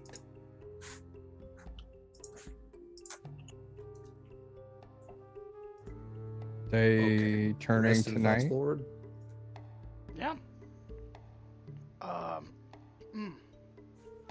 So, the night passes without incident. Mhm. Morning comes, and you set off. You know what? I am going to ask for each one of you to tell me one skill that you would be using along your way down south for the next 3 weeks to assist in the travels. Before we go, I would like to summon my steed. Oh, what does your steed look like? She is it's quite strange at first because she doesn't quite take proper form as Sindra hands away the horses to instead lay down this sort of ritual of magic, and the form that coalesces at first is this kind of like ghostly, looks draconic. It's a bit, although not quite the gargantuan or the imposing dragons, but more of a more bestial form, known as a dragonel. However, it doesn't quite. It, as the ritual goes on, it slowly takes more and more form until you start seeing like more of like a bluish glint to its scales, and it becomes clear that it only has one wing, as the other is severed about 3/4 of the way down on its shoulder. But she bows with it and rests her forehead against its forehead kind of quietly.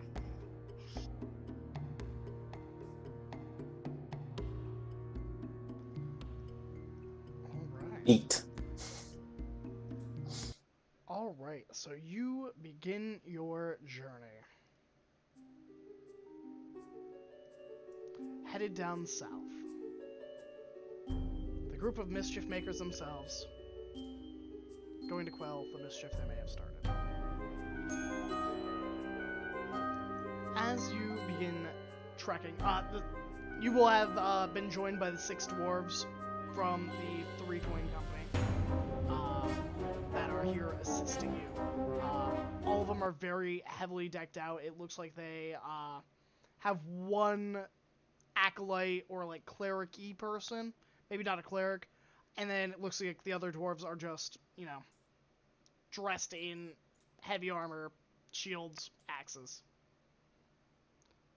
So we have 7 dwarves Yeah. in total. Well, 8. You have Thomary, who tags along. Damn it, Thomary. And I accidentally kill one of the dwarves.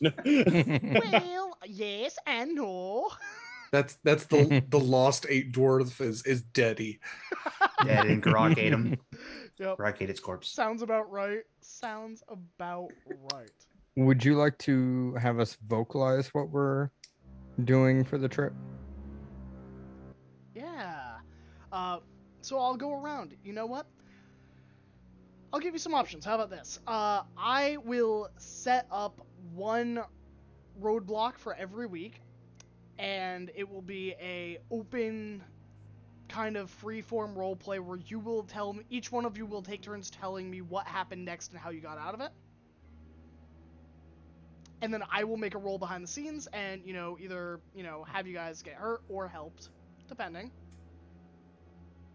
Or, if you just all want to roll a skill check and I will apply it against a DC. Which one would you prefer? First or the second one? I'll vote the latter. Yeah, Second. I've actually got a lot of like features and abilities that might negate some of the rules, so it might be more fun to have the roadblocks because, yeah. Yeah, I'm for the roadblocks. Okay, so we're Okay. 3 for roadblocks. Vinny? I suppose for maybe I'm gonna go with the other thing, the not roadblocks one, the regular skill challenge. What just happened? So that puts us at 3 and 3. Roll a d20. Okay. Roll a Okay. d20, Greg. Yeah. Highs or lows? We'll say. Highs is latter, lows is former. Yep. Okay. Or we could do it that way for the first half, and then the second half we could just do. All right. So highs were the latter, lows were the former. It is Yeah. a 2. So Okay. roadblocks it is. Roadblocks it is. Well, at least I got that low roll out before combat, Oh, there'll be others. all right. Let's get some music. So let me kind of lay out Verban's whole like loadout on this. So background feature, hey, 2-in-1 game. Wanderer. So excellent memory for maps and geography, can always recall general layout of terrain, settlements, other features around you, and can find food and fresh water for yourself and up to 5 people each day, provided that you can find, berries, small game, water, and so forth. So Same. there's that. So tough to get lost in that sense. I imagine they're traveling through grassland into mountains. Those are his 2 favorite terrains. So they are unhindered by any type of actually even magical movement at this point. And yeah, difficult terrain does not slow your group's travel. You can't become lost except by magical means, and you remain alert to danger unless you are, even when you are engaged in another activity, and you can move stealthily at a normal pace. So Okay. yeah, All a lot right. of stuff going on. So, the first week, mostly traveling through the grasslands outside of the Crystal Caverns. Fairly uneventful, except for the crossing of caravans coming from the Assyrian Empire, coming from New Old Cavern, headed up to the Crystal Caverns themselves. However, it is in this week that several of you begin to come down with a fever. Whether it is from something you ate or just coming into contact with other people, I need each one of you to roll a Constitution saving throw first, and that's going to dictate who is sick. Would this count as quote unquote disease? Yeah. Okay. Okay, so I'm immune. Okay.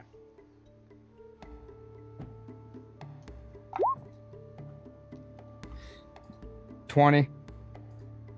18. 17. 17. 13. Verban, you've got the sniffles. However, half of the dwarves in the mercenary group have also fallen sick with this. Thaumarie is unaffected. It begins kind of like as a light headache, but over the course of like the next 2 days, it is heavy fever, kind of slowing your pace, needing to take more frequent rests, and it begins to get worse for you and for your allies. How do you all approach this pitfall and kind of reach a solution? What skills would you be using? Zed's been on a lot of like long marches with mercenary companies and militaries and shit. So he's familiar with people. Like a lot of people kind of all sleeping together in like close quarters and all that stuff, and how stuff gets passed around really easily. And he's got, his medicine bag. So he's just going to go around and do some medicine stuff to people. Grok's also going to help because he has his restoration spells. He's also proficient in medicine. Okay. I think knowing probably over the last, how long have we been traveling? Like a week? About a week at this point. About a week.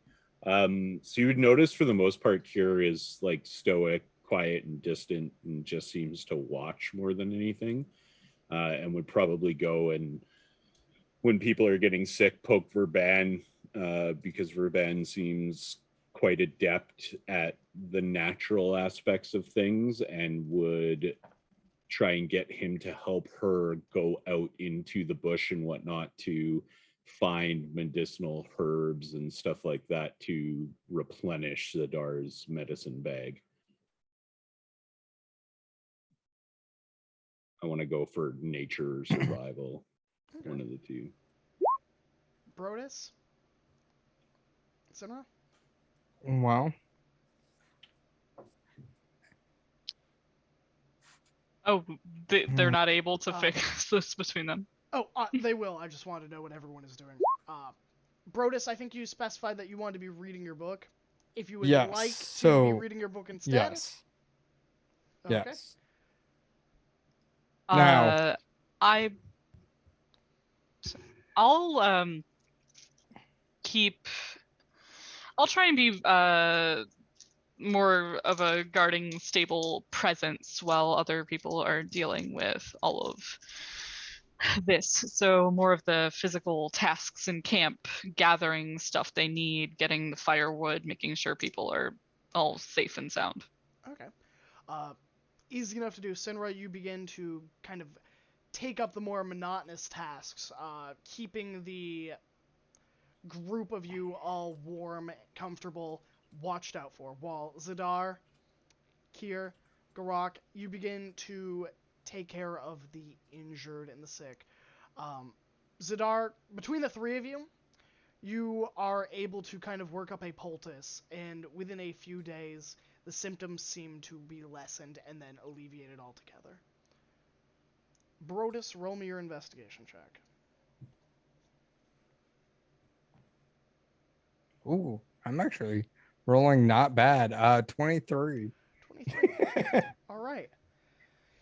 In the first page of Future Brodus's journal.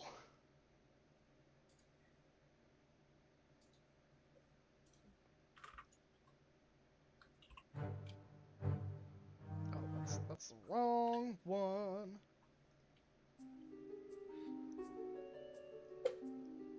We've traveled south. I, Brodus, leading our party. I think we can fix whatever is wrong and whatever is happening with the Maelstrom. Verban is acting weird, but he keeps saying he's okay. But I swear, is falling asleep at the helm of his horse. 3 of the stars in the sky are a blood red. Huh. And that's the end of the bit that you were able to decipher.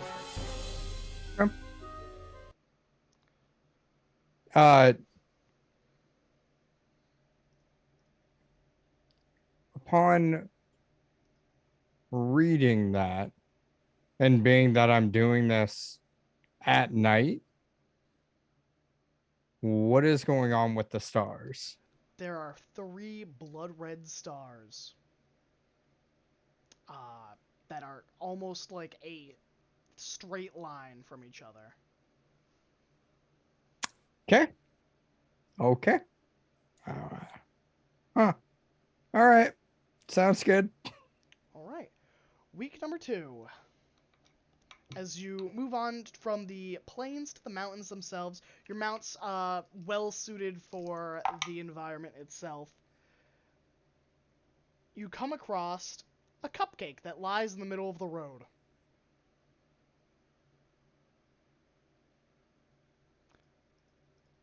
It is a pink and frosted cupcake dotted with some lovely sprinkles. What is that? Leave it be. It's nothing. Don't touch it. Don't look at it. Don't acknowledge that it exists. Just go around it. Why is it that Don't- horrendous nope. color? It doesn't matter. I actually think it's quite lovely, and you'll watch as the flowers on Kier's shell like transform from the typical orange that they are to match the pink that the cupcake is. And she will kind of look and do you want to know what it is? I can probably figure it out. No, do not touch the cupcake. What is a cupcake? It's a pastry. They're yeah. usually quite delicious. Not native to the middle of the road in the middle of nowhere, though. No, that is a fey trap if I have ever seen one. Brodus is going to be like, Agreed. when he hears pastry, he's going to be like, I haven't had a pastry since the kingdom. Garak would like to cast Detect Magic. There is no magic. This is a regular, ordinary cupcake. That's even Sure it worse. is. Okay. Verban is going to use what is it? Primeval awareness. So are there any aberrations, celestials, dragons, elementals, fey, fiends, or undead within a mile? Within a mile, yes. Okay. Or actually up to 6 miles because it's favorite terrain, but within a mile 6 is miles, fine. absolutely. Okay. Well, it doesn't give me Yeah, location no, it or doesn't number. tell you where they so, are, though. Yeah. It's too funny. It's the least helpful skill you could ever get. It's meant for like hunting. I know. I get the purpose, but I think we should move along. This is not the color that you found in nature would indicate food. It would most often indicate poison. Well, in the kingdom, they would have these all the time, with tea or ale. Or we It in just- the kingdom, just- Brodus? Is there tea nearby? Are you at a fine dining table? Leave the cupcake. Okay. I could make some tea. If you are also frightened of it, I can approach first. No, don't just ignore it. Would be the best thing for We will everyone have do. we will have to go around it at least Yes, to continue on the that's- road. That's fine. I am offering to Nope. approach.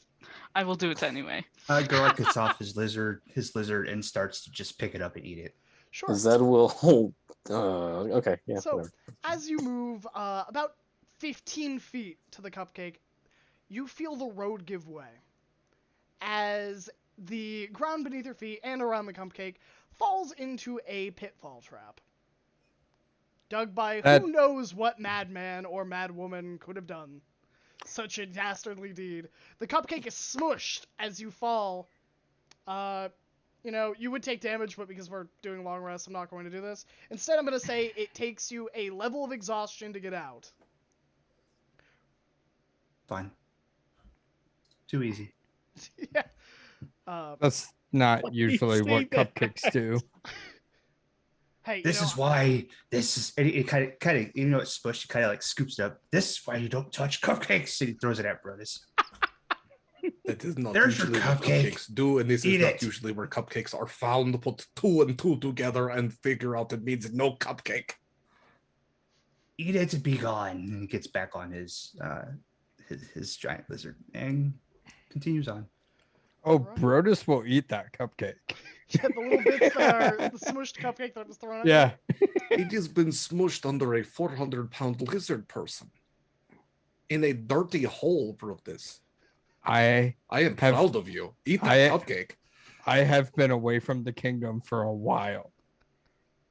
I hope you Who get knows how sick long it so I was can out heal there? you and hurt you again. Okay, so what horrible disease does Brodus get now? Nothing. It is literally just a cupcake. His little That is it. belly ache for a couple hours. I was like, you know what? I don't even need to make this a reward or a punishment. They're going to fall for it. Like, there's no doubt in my mind that someone was going to touch the cupcake. You throw anything shiny in front of you. So, you continue on with very little issues for the following week, following the cupcake. The maelstrom grows larger in the sky as you begin to reach the mountain range and continue onward. The sky darkens almost artificially. It is hard to tell whether it is night or day as the maelstrom rages. You can see winged creatures flying, circling around the maelstrom in the far, far distance. And during the night, watches are far more dangerous. You begin to find yourself pairing up in groups of 3s for watches, as you swear that in the darkness of night, things are moving and you are not unnoticed. Graham, with my Eyes of the Eagle magic item and also like Study of Dragons, am I able to determine if these are dragons? They're not dragons. And like, okay, all right. I will tell you that much straight up. They look more like the creatures you fought in the church than dragons. I will say, as an additional thing, at one point you do see something dragon-like flying almost towards the maelstrom and then it veers away. But that is the closest thing to a dragon you really see, is like this young worm getting too cocky for its scales.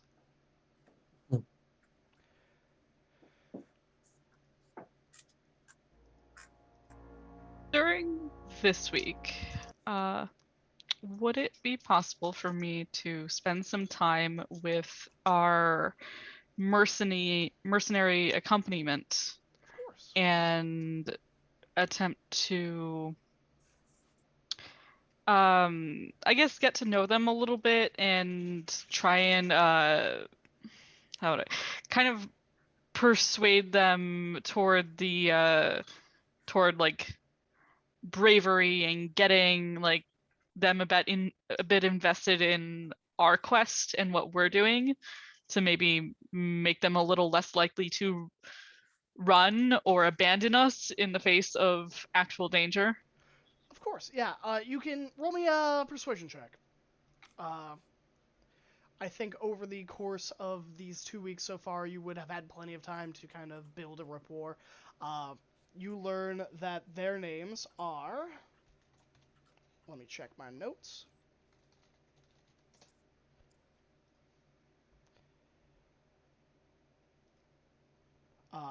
It seems about a 50-50 makeup of females to males. The cleric is Lurberline. I will type that because it's a mouthful.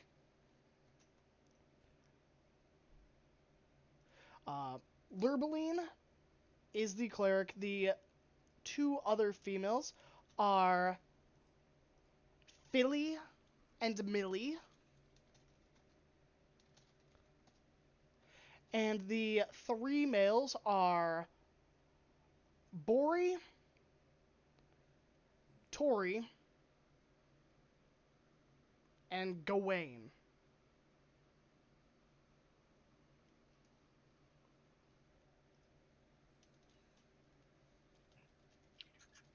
Don't know if the spelling on that is fine, but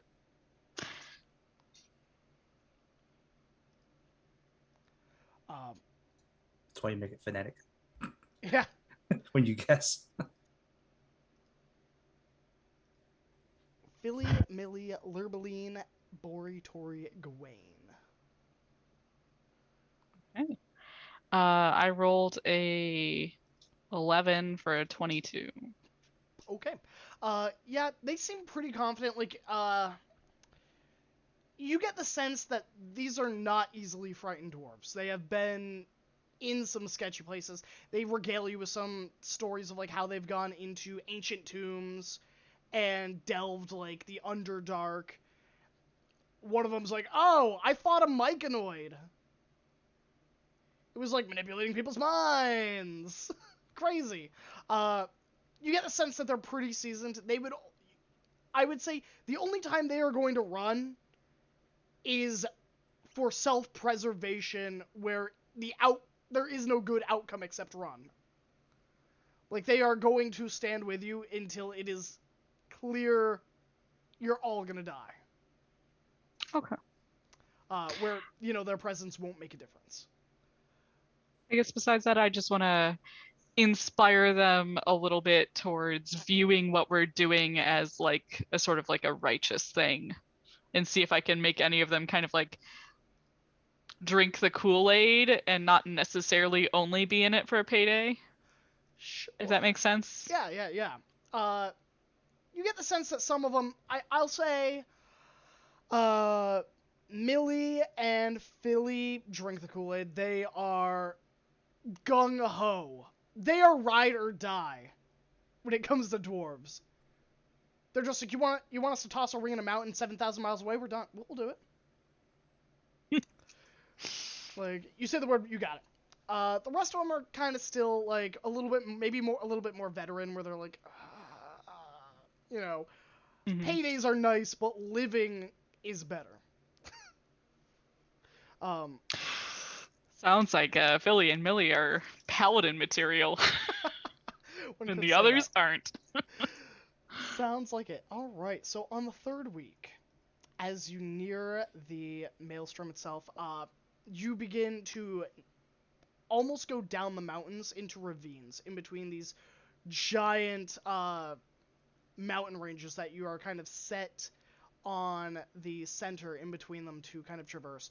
The trees themselves are barren.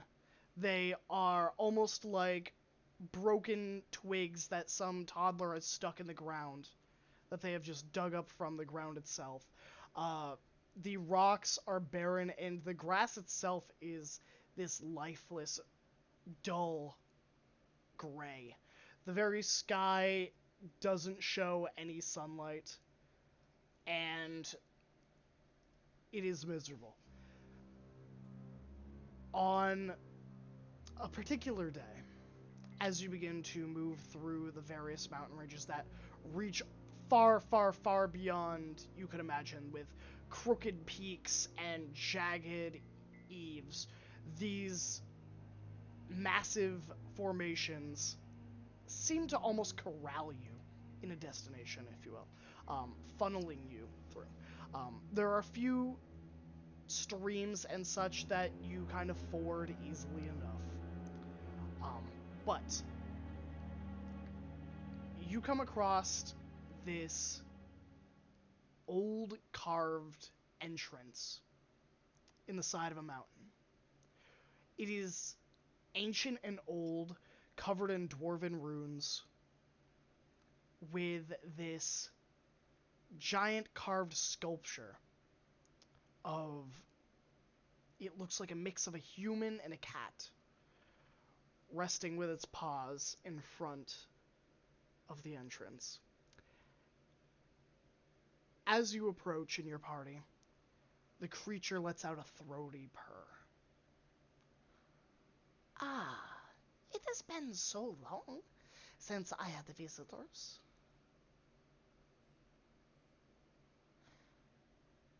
Surely you have questions or you wish to enter? No?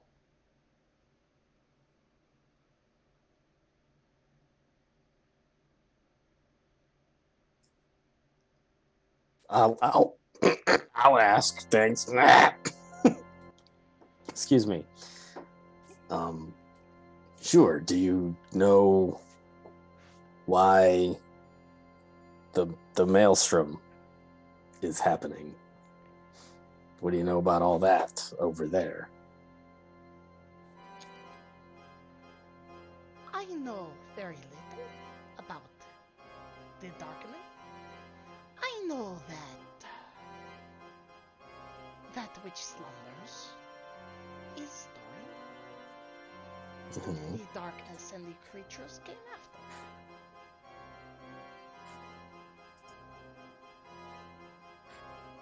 Well, I ominous. Are you going that way? Mayhap. Then certainly you would not be opposed to play a game. A simple riddle. If you solve the riddle, I will let you pass into... She kind of motions a paw towards the kind of dwarven entrance to this mountain. To the tunnels, they are safe enough. It will get you there quicker. May I, as they're speaking, insight them on the safe enough, it will get you quicker? I was gonna say the same thing. Sure, roll me a insight, both of you. Anyone that wants to see if they are lying to you.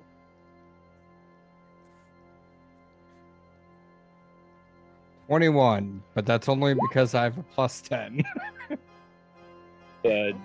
Dirty 26. 20 for me. Oh, right. 26. Alright. Seems they are being genuine enough. You don't get a read that they are actively trying to dissuade you or to lure you into a trap. It seems more of that they are bored and have not seen people for a very long time. What do I get with a nat 1? This thing is I also definitely rolled a gonna nat patrol- one. This creature intends to eat you. It intends to lure you into these dark tunnels, and it's going to kill you. I think Verban's actually more interested in the riddle. I think he's just hanging on that. He's like, I Mhm. don't care a bit what it is. And if we answer your riddle incorrectly, what then?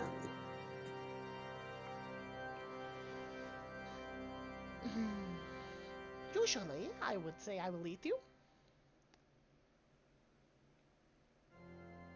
But perhaps you could give me trinkets instead.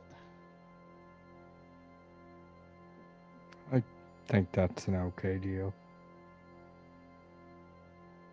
Could our beasts and accoutrements and carts and all of these things, could they all fit in your tunnels? It was designed to carry ores out. I do not see why it wouldn't.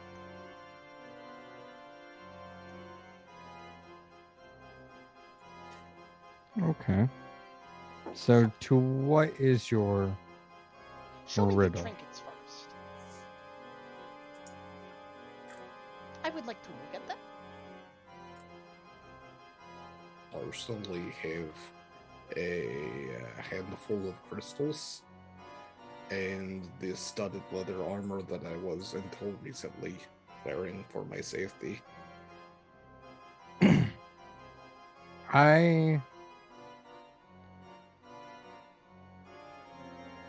I have a vial of perfume that I want to try to persuade it / deceive it as it is something much more valuable.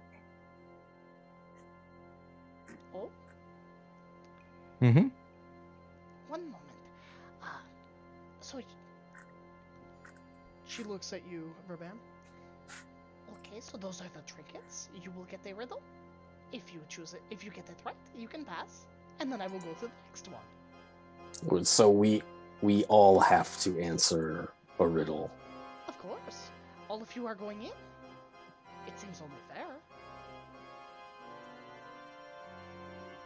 I do not Couldn't- like this. No, neither do I. Couldn't we just kill her and go in? You could try. Do not want to take that path. How Could many we do a innocent group riddle? But how many innocent people have you eaten? Who merely wished, Maybe we shouldn't be asking those kinds of questions. So or around this sort of perhaps group. we should be. What defines innocent?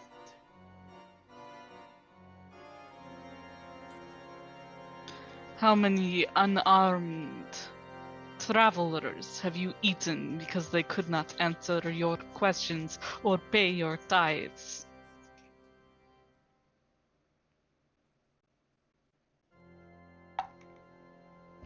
None. Insight check. Yeah, I was gonna say, do I Sure. believe that? Roll me. So you had a 22 insight, correct, Pharaoh? I no, you had had a a nat 1 one. the first time. Yeah. Seems pretty truthful. Kier, you had a 20 something. 20, yeah. 20. Seems pretty truthful. But not certain. How many have you eaten that were armed? The only ones I have eaten are the ones that wanted to go through. They could have walked away. I was put As here. can we, by the way. Just a reminder. It is awfully dangerous outside, though. I vote that we either just kill her and go through or walk away. I am of a similar mind. Where you go, I'll go.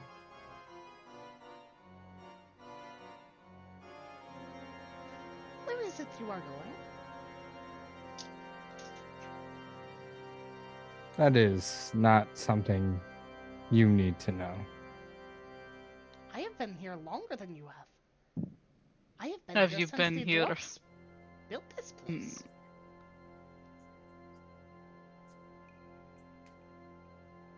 How about this? I am also a fan of riddles. We could have a riddle off. A riddle off? Okay. I will start. My rivers are dry. My forests have no trees. My towns are flat and empty, and my roads cannot be walked on. What am I?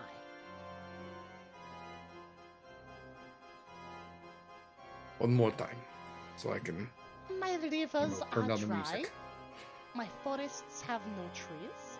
My towns are flat and empty, and my roads cannot be walked on. What am I? I A knew the map. answer. Yeah. Oh, you are so smart. I am very smart. I also love riddles. This is my nick off in a moment. It is your turn. Okay.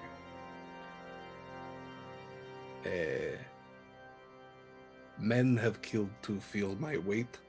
I rest upon the mines of fate. A simple ring of gem and gold, a power made by kings of old. What am I?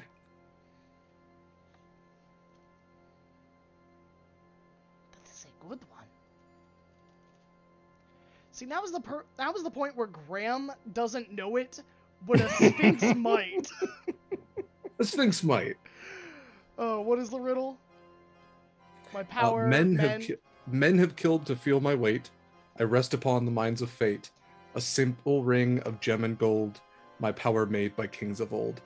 Also, I made this up, so don't bother googling it. Yeah, I have a set of riddles that I myself wrote. Graham. You are too clever. Alright, let's see. Men have killed to feel my weight. Something about fate.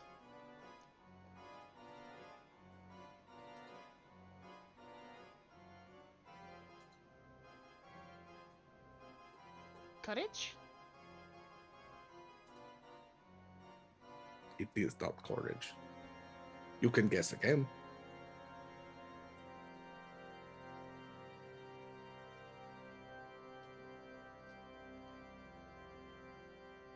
It is so obvious.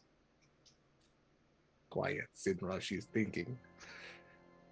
Did should've you know wrote it it down. immediately too, Sinra? Of course I do. No, I got that wrong. It is a crown, That a is a ring dumb of gem riddle. and gold.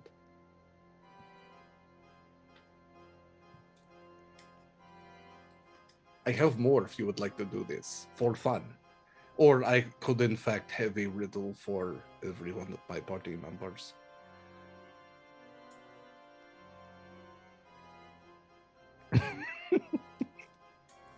No, I am good. You may go in, but I will No. warn you that the answer to this riddle is what you should be doing. Do bodies have I, though both joined in one? The more still I stand, the quicker I run. Okay, without the accent? Two bodies have I, though both joined in one. The more still I stand, the quicker I run. A river? Hmm? A river? Nope. An hourglass. Or time. Hourglass. Oh, yeah, let's go. Okay. So is it my turn then? No, you can Don't just we- go in. Don't we Oh, just cool. get to go Okay. in? Yeah. Yes, we can. Yeah. Okay, You should then. be quick Okay, though. When sorry. it gets dark, the things come out. It's not often dark inside the tunnels. I do not know. I haven't been in there for a while. Hmm. I am sure you will be fine.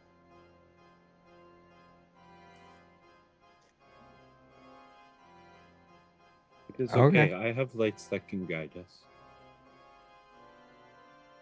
We can press on. Very well. I hope that you have safe travels. Enjoy the passage of Dine. Passage of dying. What? Excuse me. Dine. D-Y-N-E. I heard dying too, and I was like, hold on, I thought it was Wait a safe. minute. Now hold on. Yeah, you enjoy dying too. It comes to all of us. No, it is Dine. What was your name? It has been so long, I forgot. Oh. Well, my name is Lorban, and this was fun. If you ever want more riddles, I am more than happy to play this game. Then you should stop back here next time on your way back if you are going somewhere. Okay, but just for fun, no eating each other, okay? What about a horse? You want to eat a horse? Maybe. I can bring a horse. You cannot have Rasher. I need to ride him right now. That is fine. They Okay. can't have Chauncey either. That's what No, the other none of horse our told me current- their name was. Yeah, That none is of our fine. current named animals. A horse that committed crimes. Have a wonderful time.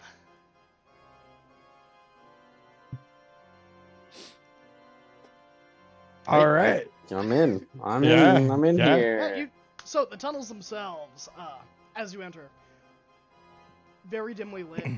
They are these smooth stone passageways that seem.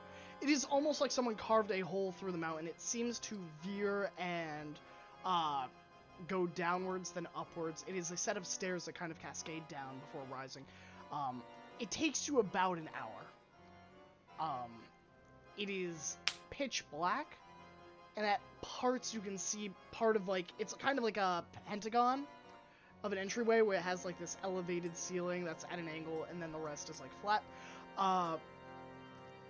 Parts of it look like it has begun to crumble, but it is still well made.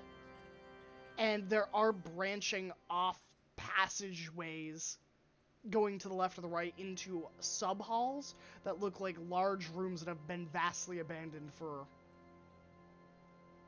a long time. There are remnants of like rotted tables and rotted chairs. There's like a dining hall that looks like maybe travelers used to use as a way stop. Not a lot of value that you can see just off a cursory glance.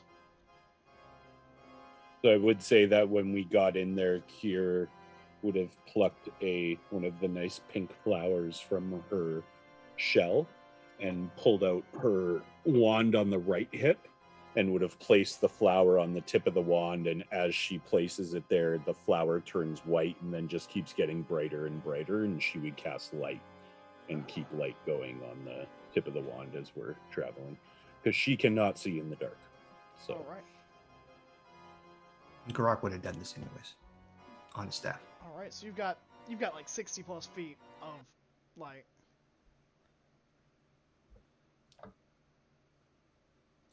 But yeah, you can investigate or continue on through the tunnels. Up to all of you. I mean, Zed's always keeping his eyes open for, shiny shit or stuff that looks like it might be valuable. Sure. Also of note that I just permanently have detect magic going on. Ah, good. So You find one ring that seems to have been discarded that gives off a glow of magic. Of illusion. Magic, more importantly. And you find several relics of very old mugs and dwarven crafted cutlery that, to the right buyer, could probably fetch you a fair amount of money. Okay. Yeah. I'll take them. Is there somebody here who can identify things? that one. It is a trickery ring. I would be careful with it. Graham, Yeah. as I have been reading every night, Oh, yes. Did the group that we went south with also go through the Sphinx's tunnels? Yeah. Or did okay. So all the dwarves are still traveling with you and your group. Okay. So in the future past Brodins. Yes, future past Brodis. Yes. In the future past Brodis, in your writings, 2 of the dwarfs died to illness. Okay. Verban seems to have pulled through, but has been coughing an awful lot. The following weeks are, almost like an exact copy of like, oh, we found a cupcake. Sinra fell in and gashed her leg really bad. Then at the Sphinx was, who could have known it was a map? Okay. Zadar thought he was clever, but I guess not clever enough or fast. Okay. Did the rest of the group end up getting into the Sphinx's tunnel, or did we go the other way? You went the other way. Okay. That's more what I was looking for, to see if there was anything in my reading as we were passing through these tunnels that triggered anything in my brain. But if we went the other way, then it's totally different. You went the other way. I will say this, based on your investigation score last time, I think you had a little bit of extra time to read ahead. Okay. On the first night past the Sphinx, you have noted, how are you supposed to know they're coming when they fly? I don't know what they are, but they have claws like what killed Ning. They have teeth longer than those. I can't get the smell or feeling of tar off of me. All I can do now is run. Okay. Okay. I will probably share this information with Sinra, but not really anyone else. But just these are the things that were similar. These are things that went differently. This is what I know came next. She will file that information away. Roll me one last Oh, of course I would mute myself. Roll me one last investigation check, Brodus. Oh. If you'd That's like not to... one. Oh. That's the Brodus we know. He was number one. He was number one. Okay. You're sure that there is some sort of code in the last written section. Some clue to what is going on left behind by you. And you spend a lot of time focused on that. The only thing that even remotely makes sense, no matter how many times you go through it, the only word that's ever really come up was like in a offset dialect of Dwarvish that just says cookies. You don't know for what reason or why. Okay. Makes sense to me. Totally. For an at one, it's got to be bad. Yeah. But as you all continue through the halls of Dine, I think that's where we're going to end tonight's session. With all of you kind of making this few-mile march through the mountain. And we'll pick up next week with you exiting on the other side. But I would love to, hear some things from all of you, like who you are, where people can find you, and, maybe one thing you're really excited for. I'm Choke. I played Garok, the lizard folk, the death cleric. You can find me at all social medias by the same name.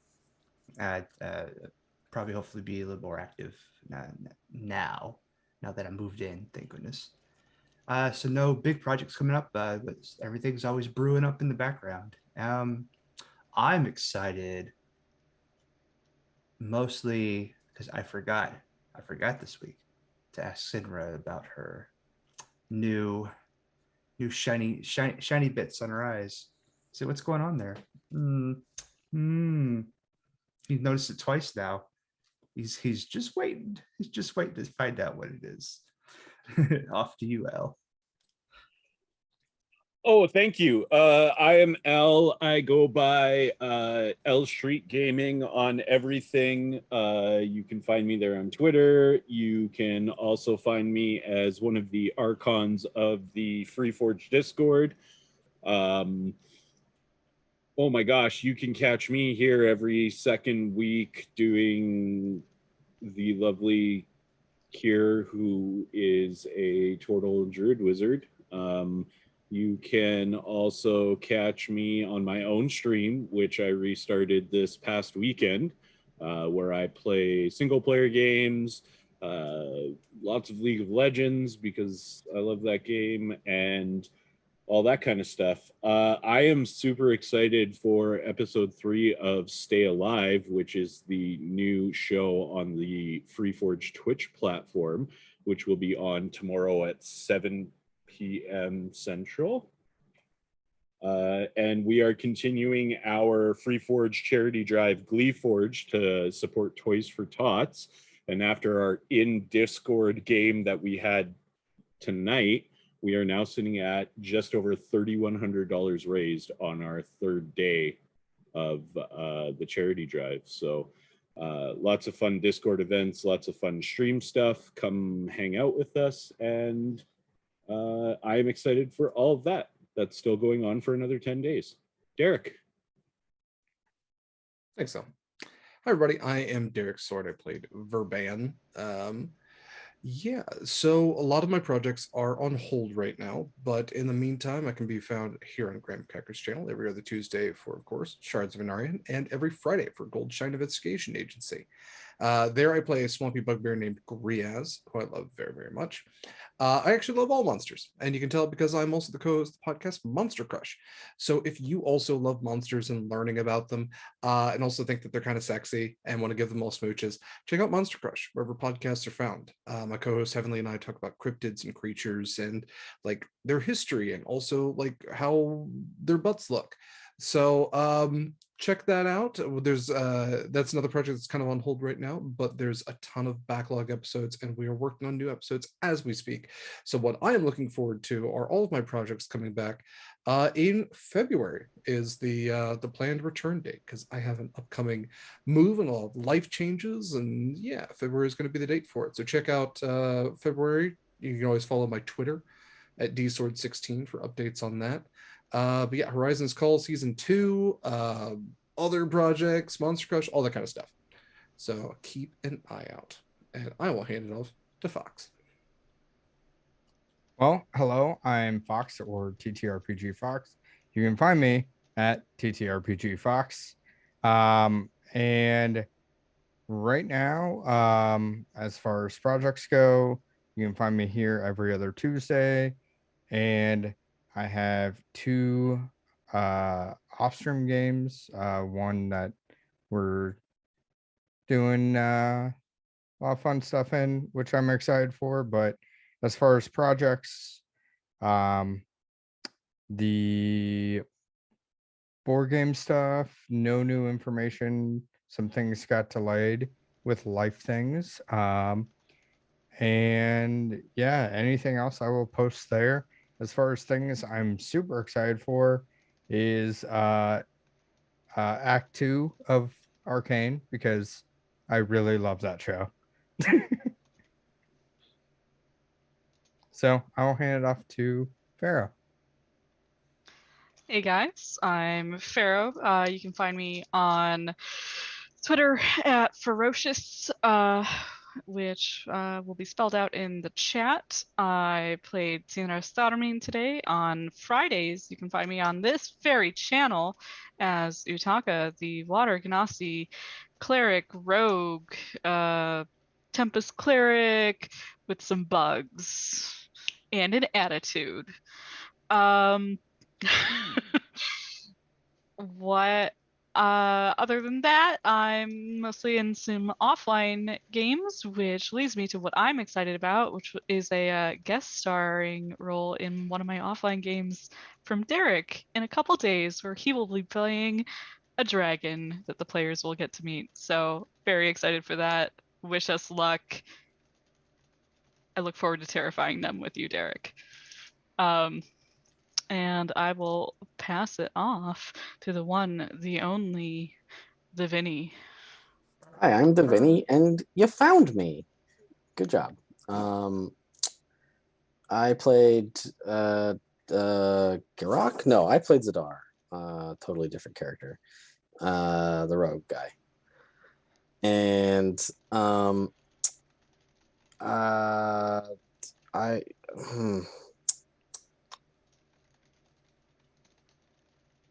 I liked doing it. It was a good time. But now it's over for 2 more weeks. Too bad, so sad. But I look forward to doing it again later.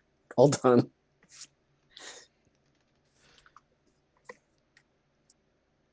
Hi everybody, my name is Graham, or Graham Crackers. If you're here, welcome to the channel. If it's your first time, welcome, firstly. I was your wonderful, fantastic DM tonight, but you can find me here on several other nights, seeing as it's my channel. You can find me every Monday or every other Monday, depending, where I usually play MMORPGs or video games that involve a multiplayer aspect, whether that is Guild Wars 2 or Terraria or League of Legends. You never know. It's unpredictable because I live by the whims of a 6-year-old. Because that is my level of enthusiasm for all things. Is just, I bounce around. But outside of that, you can find me on Fridays where I play Gaheros Nibbles, your favorite Tiefling Oath of Conquest Paladin. Or you can find me here DMing every Tuesday for Shards of Anarion and Anarion's Rest. You can also find me on several places on the internet, which are in the chat. You can find me at here, or you can find me at GrahamCrackers1 on Twitter, where I post a bunch of positive stuff. That's all I do. But we are going to say goodbye for now, as we do every Tuesday, and say that we appreciate you stopping by, and we hope that you have a fantastic, wonderful week. And, take care of yourself, stay healthy, social distance, and roll some dice. Come on, nerds. Roll some dice. That's if I could leave you with anything, it's roll more dice. It'll change your life, I promise. But for now, we will say goodbye.